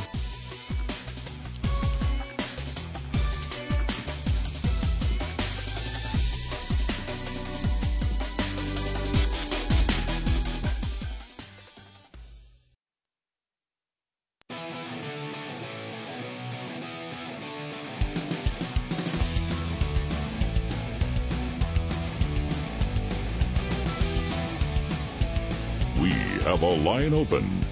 1-866-90-RED-EYE. Red Eye Radio. And he is Eric Harley, and I'm Gary McNamara. Good morning. Download our Red Eye Radio app today and listen when and where you want if you cannot listen live overnight. And thank you. Just reading here, Breitbart, John Nolte, has 13 possible 2024 presidential candidates on deck. Like, really, that many? What are we talking about here? And he mentions, let me get it here. Chris Christie, Joe Manchin, all right, Governor Larry Hogan of Maryland, Andrew Yang, Chris Sununu. And he says, but we also have to consider Jeb Bush. Do we have to consider Jeb Bush? Well, actually, that's one of the new leaders. That's actually one of the new leaders. Actually, Mitt Romney, Liz Cheney. Okay. Let me just see here. Doesn't give me the full 13. Just gives me those. Wow. 1, 2, 3, 4, 5, 6, 7. That's another reason they won't win. They're bad at numbers. No. Who put the article together? With John Nolte. Yeah, right. Well, but, okay. Is it from his perspective? I mean, let's look at reality. Yeah, it's his perspective. And that's my point well, if Trump and picks so and so as his VP, and it's always that dream team ticket, right? Well, for the No Labels Party, all right, out of those mentioned that Nolte brings up here, who's the most viable in that position? I don't mean somebody who can win. I don't think any of them are going to win, but who would get the most votes out of any of them? Manchin? That was my first thought. Yeah, I would look at and then what's his name? What they $1,000 a month basic income guy. Well, Andrew Yang. What they found out is, though, the No Labels Party is they're rated higher if it's a Republican. Because remember, they would like a split ticket, a Republican as president and a Democrat as vice president, or vice versa. They don't want the same party. Mm-hmm. Because then that will show their whatever. That will give them whatever cred. Right? I don't know. I've no idea. I mean, but that's the insanity of it. Well, that's what I mentioned the other day, because when you look at it, if you see where everything, when you talk about Nikki Haley and you talk about the buzzwords that concern everybody.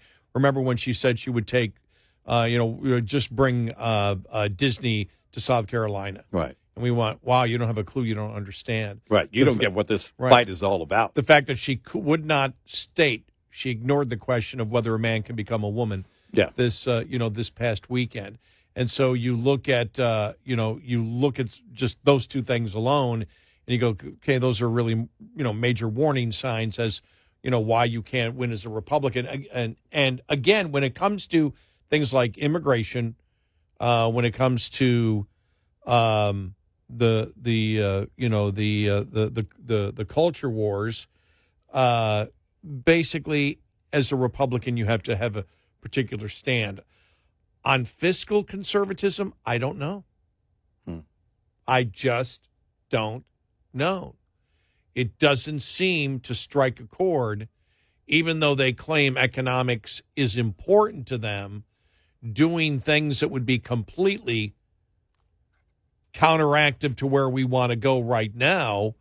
You've got, for example, Trump supporting tariffs across the board, subsidies of the things that he likes. The Republicans that love it from him. And that's the populist portion of the Republican Party that isn't conservative on fiscal issues. They believe our guy can run an economy better than their guy. Well, but it's so silly. It sounds like something out of an M. Night Shyamalan movie. The party of which label we do not speak. I mean, what are you doing? Because anyone that's mentioned in any conversation, not just here by Nolte, but in any conversation regarding the No Labels Party, knows how the game is played. Now, Yang thought he was getting away with it for a while. And, hey, he ended up on a few podcasts. Hey, he's cool. All right, let's now talk about political viability. Let's talk about how you're seen as the rank and file. Let's talk about what you have to promise. Let's talk about all the things that are actually talked about when adults are in the room talking about a presidential run.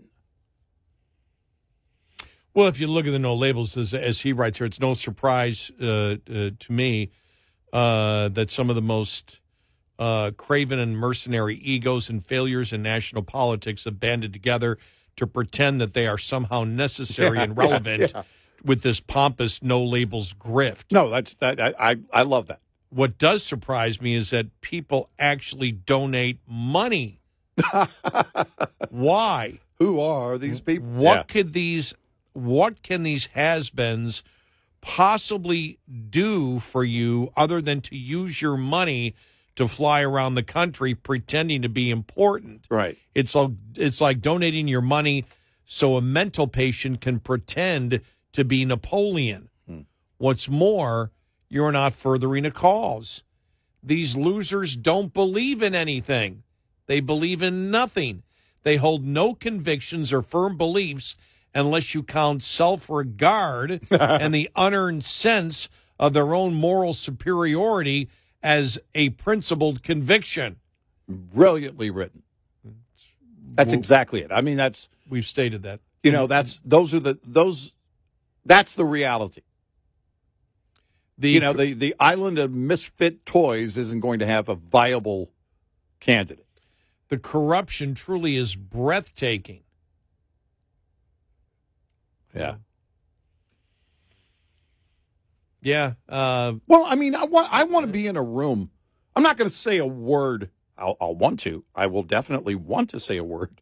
But I want to be in a room with all of them and just listen to them all talking. The delusional state. And does that come from, I don't know, the fact that they really are. I don't know if I put Andrew Yang as a has-been, because he never was politically. You have to be a has. Yeah, you have to have had something first. But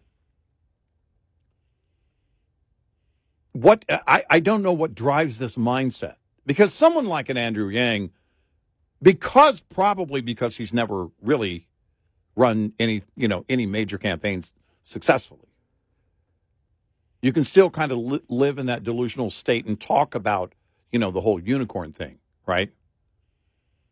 But once you've existed, once you have been in that place, now Mitt Romney was programmed by Microsoft, I don't know, decades ago. And that's an old program, clearly. But it has to, you have to have, I guess, it is that delusional state. I would just love to hear the conversations in that room, back and forth amongst them, of why they believe any of them are viable, but on the larger picture, why the movement is in demand. Well, the movement's in demand because it's an anti-Trump movement. If Trump is gone, if Trump's not in it, they don't, Biden is fine with them. Mm-hmm. So but I mean specifically their movement. The anti-Trump movement is certainly a big driver. But I think their movement is an anti-Trump movement. They're basically trying to capitalize on that. Yeah, that's what you're saying. Yeah, but that's a given. But I mean, I don't think what is it that is attractive? That it's an anti-Trump movement. So is voting for Joe Biden. Well, they want a number of avenues for anti-Trump. Yeah. The funny thing is, you're asking me to explain the unexplainable, yeah. And I'm still the problem is I'm still attempting to do it, yeah, because exactly. I don't know. You and I have stated it's a delusional state, as you just said earlier. You sit in a room with these people and like, what the hell you stand for, right? What are you promoting? What are you promoting? Right. I live in the United States of America. I want people that are serious on the issues. I don't care what you're just against. I care what you're for to solve the problem. That's it. And I think that, one of the things that is, and Republicans have to do a better job at it, not that they're not doing any job at it, but they have to do a better job. We live in a time now where it's not, because the no labels parties out there, we're for the logical, solutions out there. We're not far right. We're not far left. We're not blah, blah, blah, blah, blah, blah, blah. Well, right there is BS to begin with. If you're a political party today in the United States, people look at it and say, that political party right there is causing the problems. Yeah. They're causing the problems. So I know you're against it. What would you do? What would be the first thing you would do to stop that, which they've got on a roll of a lot of these things? For example, how do you stop spending? Yeah. Who's got nobody's got the solution to how to stop spending and have the American public, be in favor for it, because nobody's really explaining to the American public every day how serious it is. But then again, if they do, because the public, it's against their own personal self-interest to say, well, cut my benefit now. Right. So we all sit there and pretend that there's this make-believe amount of money that exists out there, and if the politicians want to solve the problems, they can solve the problems because the money is there, and we can do it all because we're the United States of America. Mm-hmm. Well, what is that? That's BS rhetoric. Yeah, it's garbage. It's like my Buffalo Bills friends yesterday, just you screaming and yelling, we need a dome! We need a dome! Why can't we have a dome? We need a dome! It's like, guys, so you want your taxpayer dollars to do it? Because the billionaire won't do it, and the state of New York won't do it. Mm-hmm. So you're going to volunteer it? But they can tell what they're against. I'm against this. I'm against this. We need a dome. How do you do it? Nobody can explain it. We'll just do it because they're all billionaires and they can do it. No, they can't. And no, they won't. And no, they won't. Yeah, that's the other thing. No, they can't. No, they won't. But we live in this day. We live in this time, not only as we call it, the generation of rage, as Jonathan Turley does, but the age of emotion and righteousness without any solution or critical thinking of how you would actually do it. Right. Because to deconstruct how we got here, you have to reverse things. And it's going to be painful. It's not going to be good, and it's going to be bad for a long time. 866-90 Red Eye. We'll be right back with more Red Eye Radio with Eric Harley and Gary McNamara.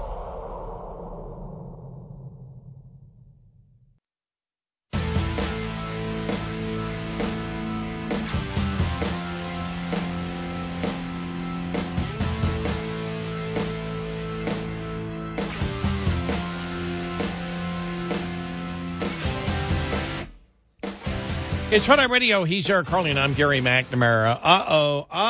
Grandma Gaga. What happened? We have a Grandma Gaga update. Yeah. She was in doing a concert in Toronto a couple of days ago and said, "Hello, Boston." It was a Grandma Gaga moment.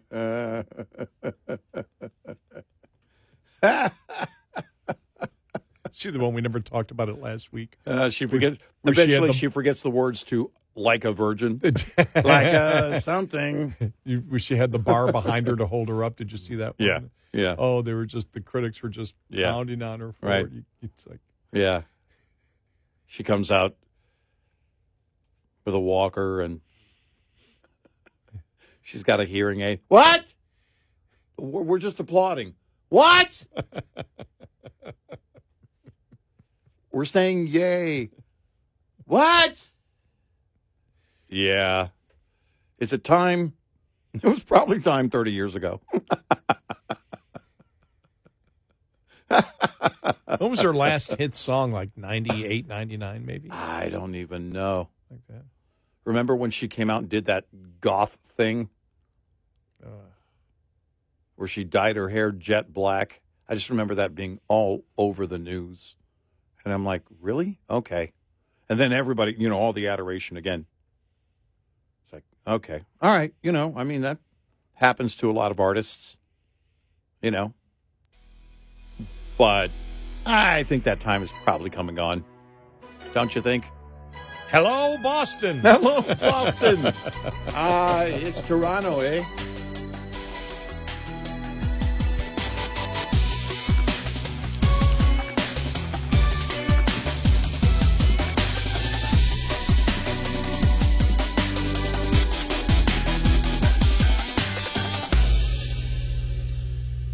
This is Red Eye Radio on Westwood One.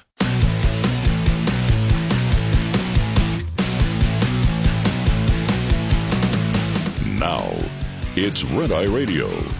Gary McNamara and Eric Harley talk about everything from politics to social issues and news of the day. Whether you're up late or you're just starting your day, welcome to the show. From the Uniden America Studios, this is Red Eye Radio. All across America and around the world, we are Red Eye Radio. Good morning. Welcome. All right, this was interesting. This article in the New York Post. Generation Z is paralyzed with fear of turning age 30 and becoming unattractive hags. Life might as well end at 22, is the headline. Wow. Age before beauty? Absolutely not. 30, flirty, and thriving is apparently no longer the holy grail for teens and 20-somethings online. Those born between 97 and 2013 are expressing grim concerns about hitting the big 3-0, a milestone that has some of these youngsters fearing that it will immediately zap them of their sexiness, stamina, and overall value. In the past few days, I've seen multiple Gen Zers on social media, on various platforms, express a desire to unalive in their 30s. Unalive? Yeah, I hope that doesn't mean what it sounds is like. that a new term for suicide? Suicide?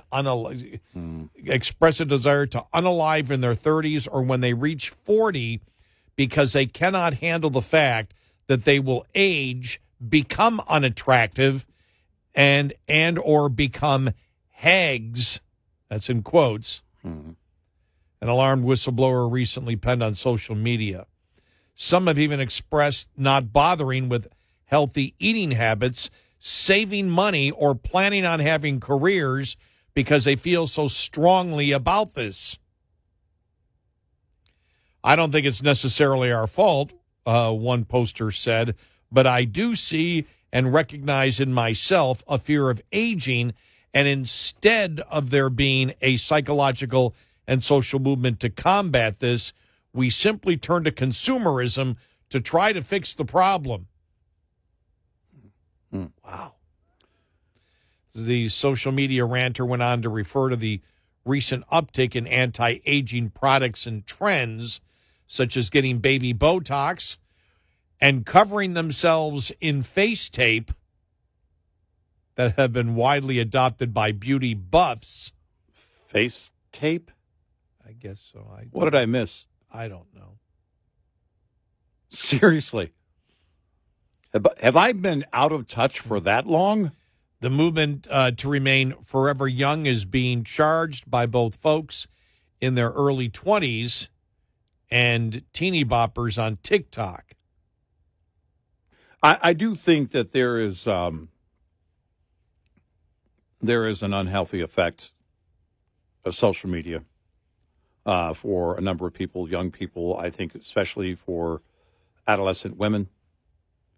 But anybody who is consumed by social media, and if you think about this age group, they've really never known a life without social media. You know, I mean, maybe it wasn't around when they were born, but as they started to become aware as young children, it was very much in play. And over the years, there's been the conversation about, these images of, back in the day, you actually had to go out and buy something called a magazine. But, the supermodels in magazines and everything else. And, we shouldn't be promoting that all women need to be, that skinny or look like that or anything else. And so that's been around for a long, long time, except for the fact that with social media and so many kids having phones themselves and they're on it, they're seeing it. Those images are bombarding them over and over again. But beyond that, then the accounts of people maybe that they follow, even friends that they follow, but especially celebrities that they follow, getting, a ton of followers or getting a ton of likes on any given post, then there's this feeling that, oh man, I'm not I'm inferior to these individuals, and then comparing themselves to other individuals, including, if they post something like, hey, I got my makeup done, or I got a new haircut, or, got my nails done or something, and then all of a sudden they get, this huge response on that, and then those responses aren't there the next time, the same level of responses. It can be a very unhealthy situation. And, that's something that I try not to tell people how to parent, but certainly the parents have to have a grasp on what their kids are engaging in every day and how much of that is making an impact, on their kids' lives. And if you're, all I'll say to young people is not that I was ever one of the pretty ones or that I was in fear of losing my good looks, because you kind of have to have those to begin with. But honestly, and very seriously, I will tell you that as I age, life gets better.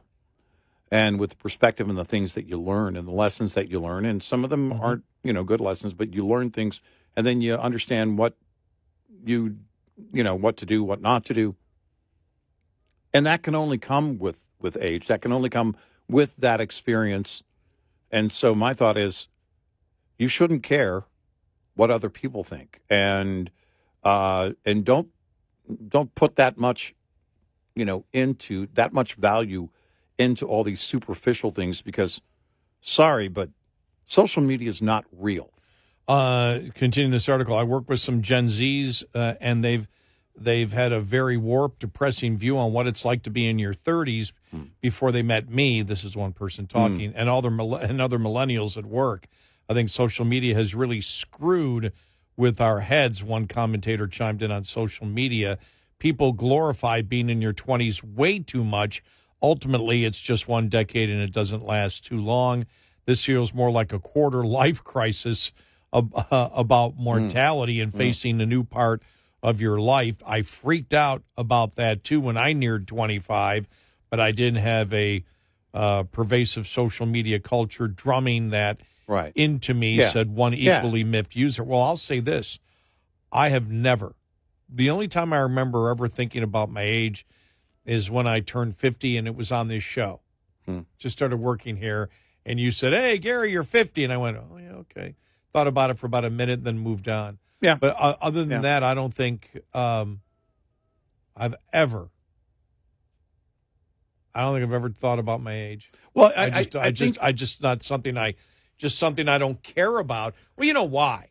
Because you're old? No. Oh. Because you can't remember how old you are? No. Oh. I've learned not to worry about things I have no control of.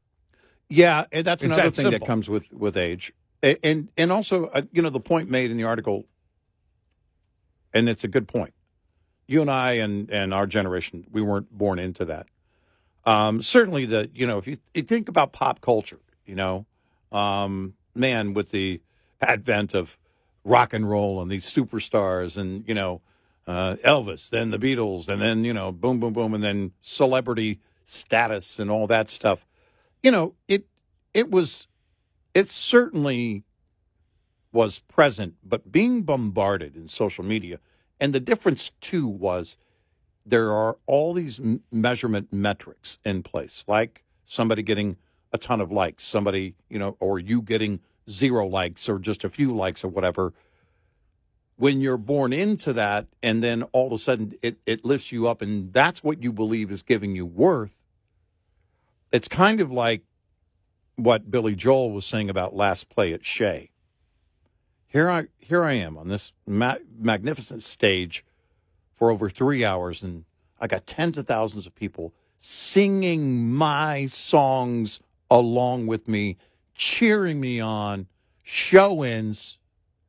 I get in the van, they drop me off at my house, and by 3 or 4 a.m., I'm just another guy watching infomercials on TV in my living room. The fame thing of going from, oh my gosh, that kind of adoration as he gets to, a few hours later, he's just another guy in his living room. It's that old saying, fame is fleeting. And this was a level, or is a level, of fame for these young individuals. They measure how many followers they have, how many friends they have. And they believe also that people measure those things and see those things and give and assign value based on those things as well. And it becomes extremely dangerous, but to a generation that was born into it, when it starts to change and you realize, it's interesting, I actually started to notice this with my oldest children, my oldest of which is 41. And she talks, these young people today. I'm like, young people today? You're my baby. What are we? And then it's, all this is processing in my head. I'm not saying it out loud. I'm just going, oh, yeah.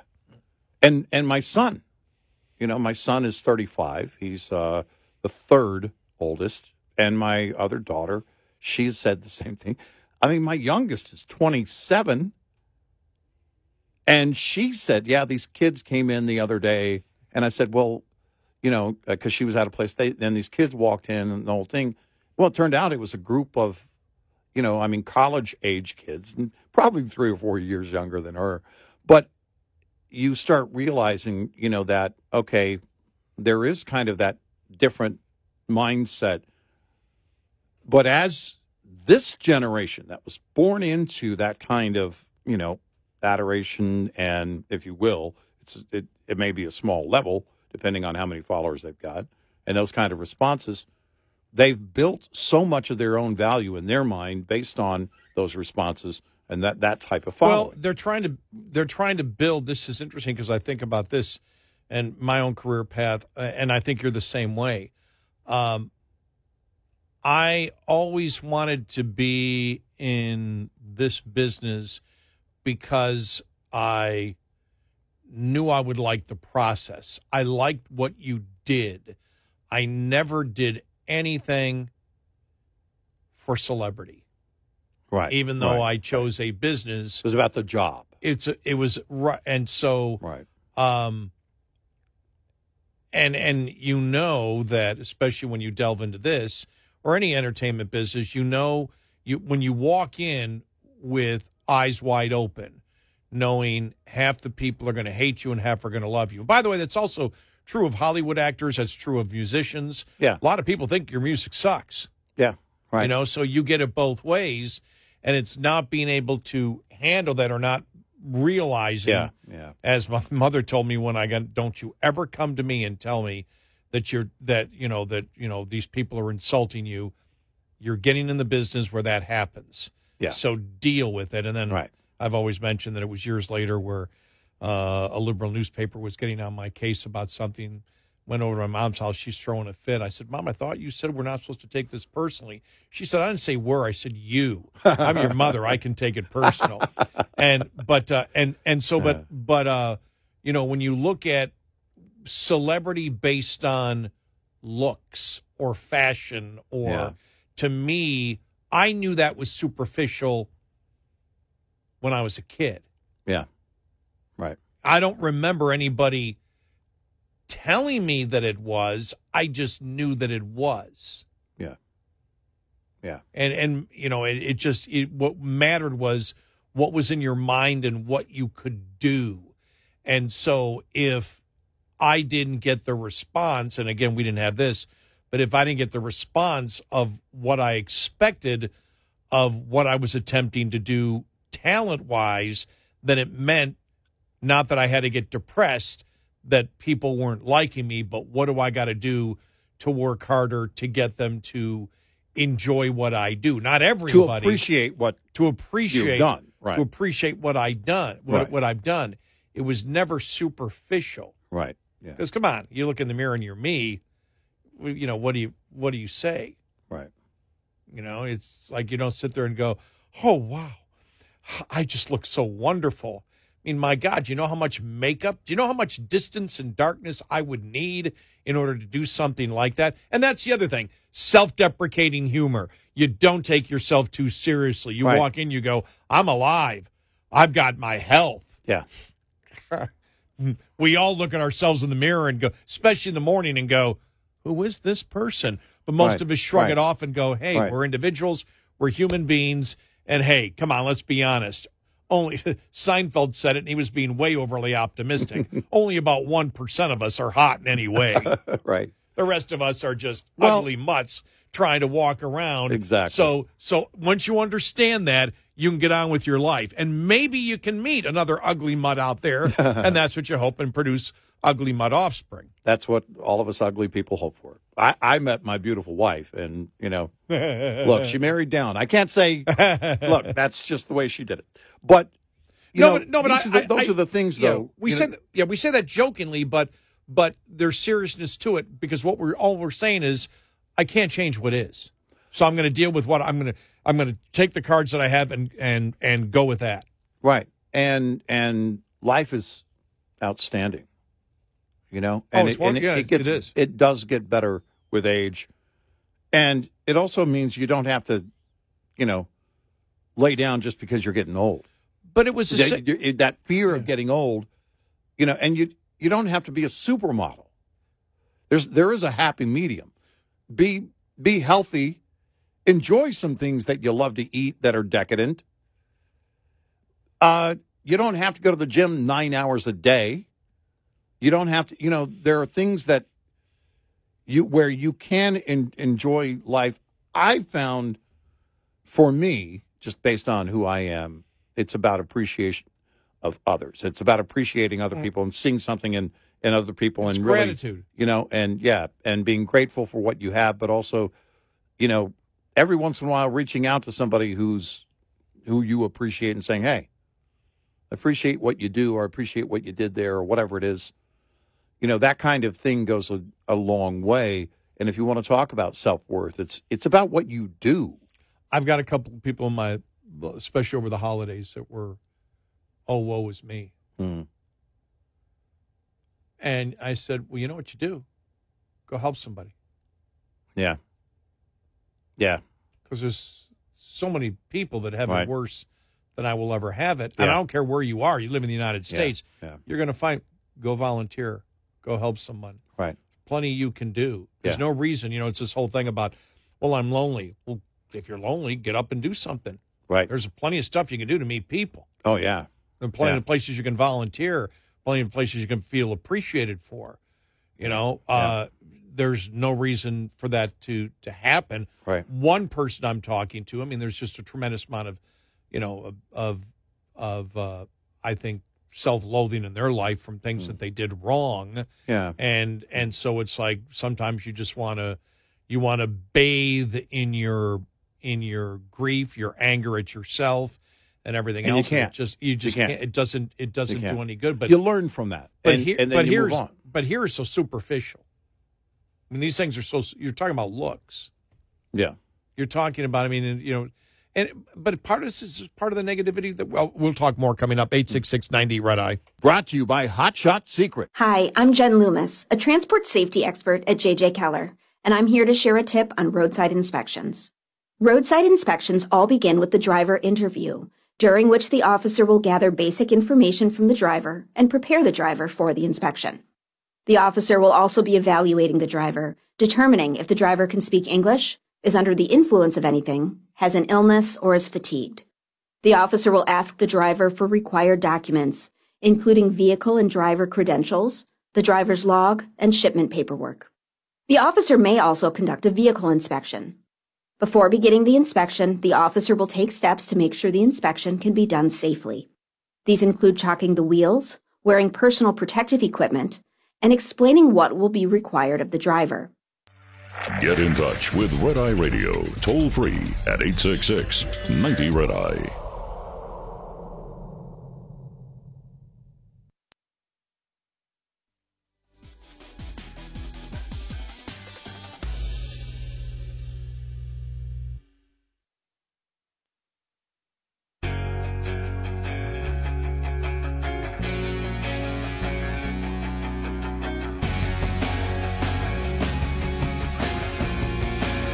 You're listening to Red Eye Radio from the Uniden America Studios.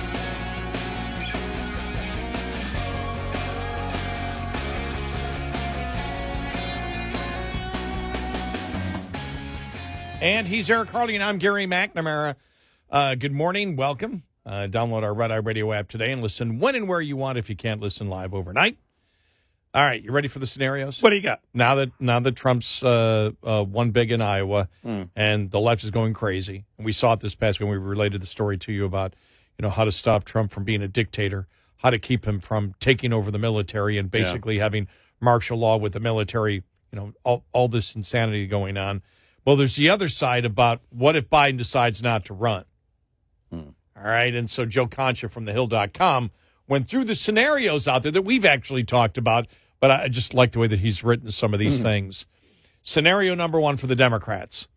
At the DNC in Chicago this summer, somehow without any leaks to the press telegraphing the news, President Biden will decide after already clinching the Democratic nomination that he isn't going to seek re-election after all. Could be a health reason, family will convince him. that another 4 years is too much. The reason almost irrelevant.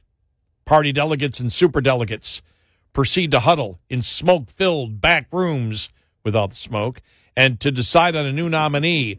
And the winner will be former First Lady Michelle Obama. All right. Sure, she's never held public office, but this is about saving democracy and the country from Donald Trump, so Michelle will accept her mission. Democrats will salivate over not having to defend Biden's age or lack of work ethic anymore. Instead, they will point to polls showing Michelle Obama is still one of the most popular people in the country. Recent YouGov polling found that Michelle Obama is currently the most popular woman in the world alive today. Really? Oprah will immediately endorse her. Black voters who have been fleeing Biden in droves will come running back to the party. Michelle will announce that her running mate is Gavin Newsom, while Merrick Garland will resign as Attorney General to make room for Kamala Harris to avoid embarrassing the vice president. The average voter will be completely taken out of the process of choosing their party's nominee, but don't expect much of the media to object because the love affair with the Obamas never ended. On cue, ratings and clicks go through the roof all the way to Election Day because Michelle is a far, far more interesting candidate than Joe. Throw in the whole first female president breaks the glass ceiling storyline, and you've got yourself a candidate right out of central casting. Before you say this is far-fetched, most of this has been explored on multiple occasions in major publications, even by some lawmakers. Michelle Obama in 2020 said, the reason why I won't run for president, my sense is that, first of all, you have to want the job. And there's zero indication that she's changed her mind on that front. Since 2020, the Obamas have signed a lucrative contract to produce movies for Netflix. They've already won 2 Emmy Awards and more nominations. The former First Lady has also been incredibly private since leaving the White House, and may simply prefer to continue being an executive producer for Netflix while living on her estate on the water in Martha's Vineyard. Outside from being a marketing and intellectual property lawyer and serving as director of a Chicago nonprofit, Michelle Obama has no experience of actually running anything. So what's her position on federal spending, reducing inflation, taxes, energy independence, trade, the Ukraine war, the Israel-Hamas war, or China's aggression towards Taiwan? Her husband was also dubbed as the deporter-in-chief. So will she continue his policies on the immigration front? When another First Lady, Hillary Clinton, ran for president in 2008, she had an actual resume point to include being a senator and secretary of state. Michelle Obama has no such resume. Of course, Donald Trump had no political experience either, but he had executive experience running a successful business. So after all the hoopla, such a switcheroo would create her candidacy, might actually be received even worse than Biden's, given the state of affairs in the country and the world right now. Mark it down, though, that ain't happening. We've always said that isn't happening either. We said the same thing. Yeah, look, it's been, thrown around in the media because, again, it's the unicorn, it's the wish list. Mm-hmm. It's indicative of reality, and that reality is that the majority of Democrats don't want Biden to run again. Scenario number 2. All right. Kamala Harris. What's number 3? Wait, you're going to like the next sentence. This is almost a non-starter. Right. Harris is polling lower than Biden, who already is polling lower than any incumbent president in polling history. Yeah. A recent YouGov poll showed that 42% of Americans think the job Harris is doing makes them think worse of the administration, while just 18% says it makes them think better of it. And when asking the same question of independent voters, only 9% say she makes them think better of the administration. As to whether Harris is ready to be president, another 2023 YouGov poll shows less than 1/3 said she was ready. Ask independents the same question. The number drops to 22%. All right. Scenario number 3, Biden drops out And Gavin Newsom is chosen by the party as the party nominee by delegates on the convention floor. All right. Newsom absolutely wants the job. That's for certain. And choosing a nominee at the convention has happened on the Democratic side before. Hubert Humphrey in 1968 in Chicago. Well, that was some pleasant memories from that DNC. Yeah. As it would with Michelle Obama under a similar scenario, this move would only fracture the party publicly, while voters, the objective ones, would likely shake their heads in disgust at the process of a fixed fight instead of allowing voters to decide in the primaries. You know, that's a great point, which we haven't expanded a lot on, but, you know, we've kind of touched on it, and that is, well, okay, you're leapfrogging Kamala Harris in this third example, and you're going to do that. And not just about Kamala Harris. Who else? If, you know, because it will come out if Biden announces he's not running at any point, the anger will be, why didn't you announce this earlier? Why didn't you announce this when we could have built a whole list of candidates and we could have decided state by state who the nominee was going to be? You know, that part of it is very real. Their best bet is to just let it ride. Because if you come in and go, all right, yeah, okay, we admit Biden's too old. Hey, look, here's a young guy from California. You're going to create so many problems. If Biden just loses organically, it's going to be, well, yeah, nothing exciting about him. Aside from all of the chaos and situations that we're in that he has created, and that's not a small thing. But just looking at the list of candidates, you're better to just say, nope, this is our bed. We made it. We're going to sleep in it. I do like the interesting thing because we talk about how the major focus now is that Republicans are against a democracy or a constitutional republic. That's what it is, but they keep using the word democracy. You know, whether they wish to make it a democracy, which many of them do because they don't wish to have a Senate and they don't wish to have the Electoral College, that would be a discussion for another time. If you say want to put constitutional republic under the broad umbrella of a democracy and then say that Republicans don't want a constitutional republic, well, that would be inaccurate. That would be completely and totally inaccurate. And at the same time, that as we see, because a lot of the public knows that these court cases against Trump are bogus. Yeah. And when Trump said the other day, look, these court cases is a form of cheating in an election. Yeah. You know, it's a form of to cheat, to make up Trump charges on me that really aren't legit in order to not let the people have an opportunity to, you know, make me president of the United States. But everything that the Democrats are doing, and their allegation always is that the Republicans don't want a democracy, that the Republicans are trying to, remember, even go back as early as 2000, remember the things that there were roadblocks that were keeping blacks from voting in Florida and all these other, you know, all these other lies. But if you look at it, the party that truly does not believe in the constitutional republic is the Democrats. By the way, by what they say, they don't believe in the Constitution. Right. And it's interesting because Democrats will say that Republicans don't believe in a democracy / constitutional republic, but at the same time are absolutely blunt that they don't believe in the Constitution, which is the rule, which are the rules for our democracy. Right. Yeah. And so it's really, really humorous. And on, you know, everything of what they're trying to do in their own party, you know, of the you know, punishing New Hampshire and everything else, all that stuff, going on in the primaries, and then the possibility here, the talk here of, well, just nominate somebody at the convention. Yeah, we'll just pull them in. You're keeping the people out of it again and again and again and again. Yep. And, you know, when it comes to, you know, the So I saw another article on voter ID again. Mm.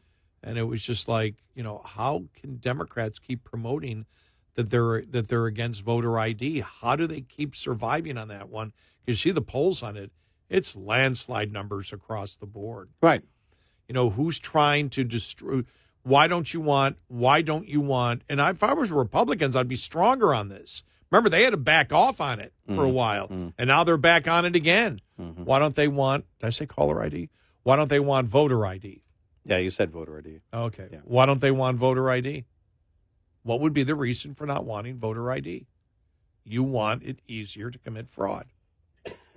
Yeah, there's no other logical reason. Yeah. And not that logic matters on the left, but you look at this scenario here.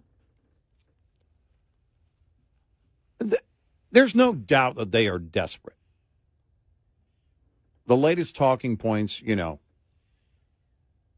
Trump is going to lob Hellfire missiles into blue states. I mean, have they gotten that far yet? All of these things, Whoopi goes on her rant. All of this. While the NBC story that was out there. Yeah. And then at the same time, a real scenario of the upper brass at the Department of Justice going after parents at school board meetings, taking down their license plate numbers, going, wait, you guys are fearful of him doing that, and that was never the case during his presidency, and look at where these activists are throughout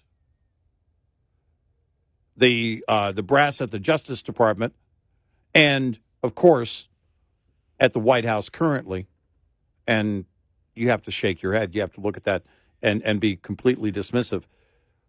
He's the guy. He's the nominee. He's the incumbent.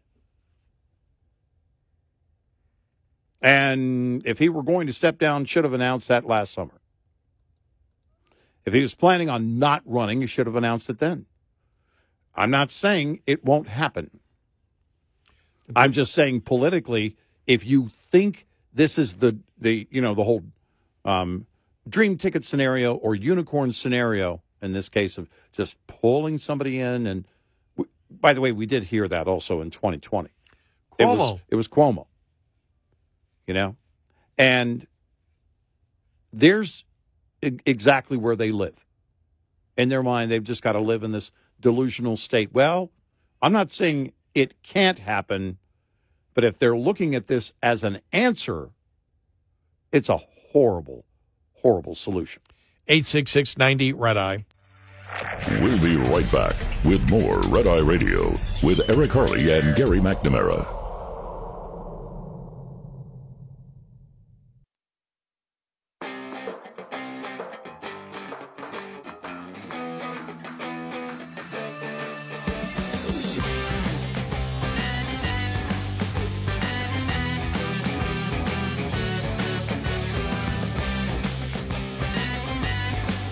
It's Red Eye Radio. He is Eric Harley, and I'm Gary McNamara. And this came out over the weekend. Former National Institutes of Health Director Dr. Francis Collins admitted to members of Congress last week that the coronavirus lab leak theory was, in fact, credible despite his claims in 2021, in which he called it a distraction. Now, he's been doing trying to do the major sort of mea culpas out there. Right. He was out there on that podcast from not podcast, but he was a special guest at a conference. Mm-hmm. And he was stating the fact that, we were just so focused on the virus that we never thought about the collateral damages. Because we're doctors and we only think one way. Uh-huh. And that was the biggest load of horse manure possible. Complete garbage.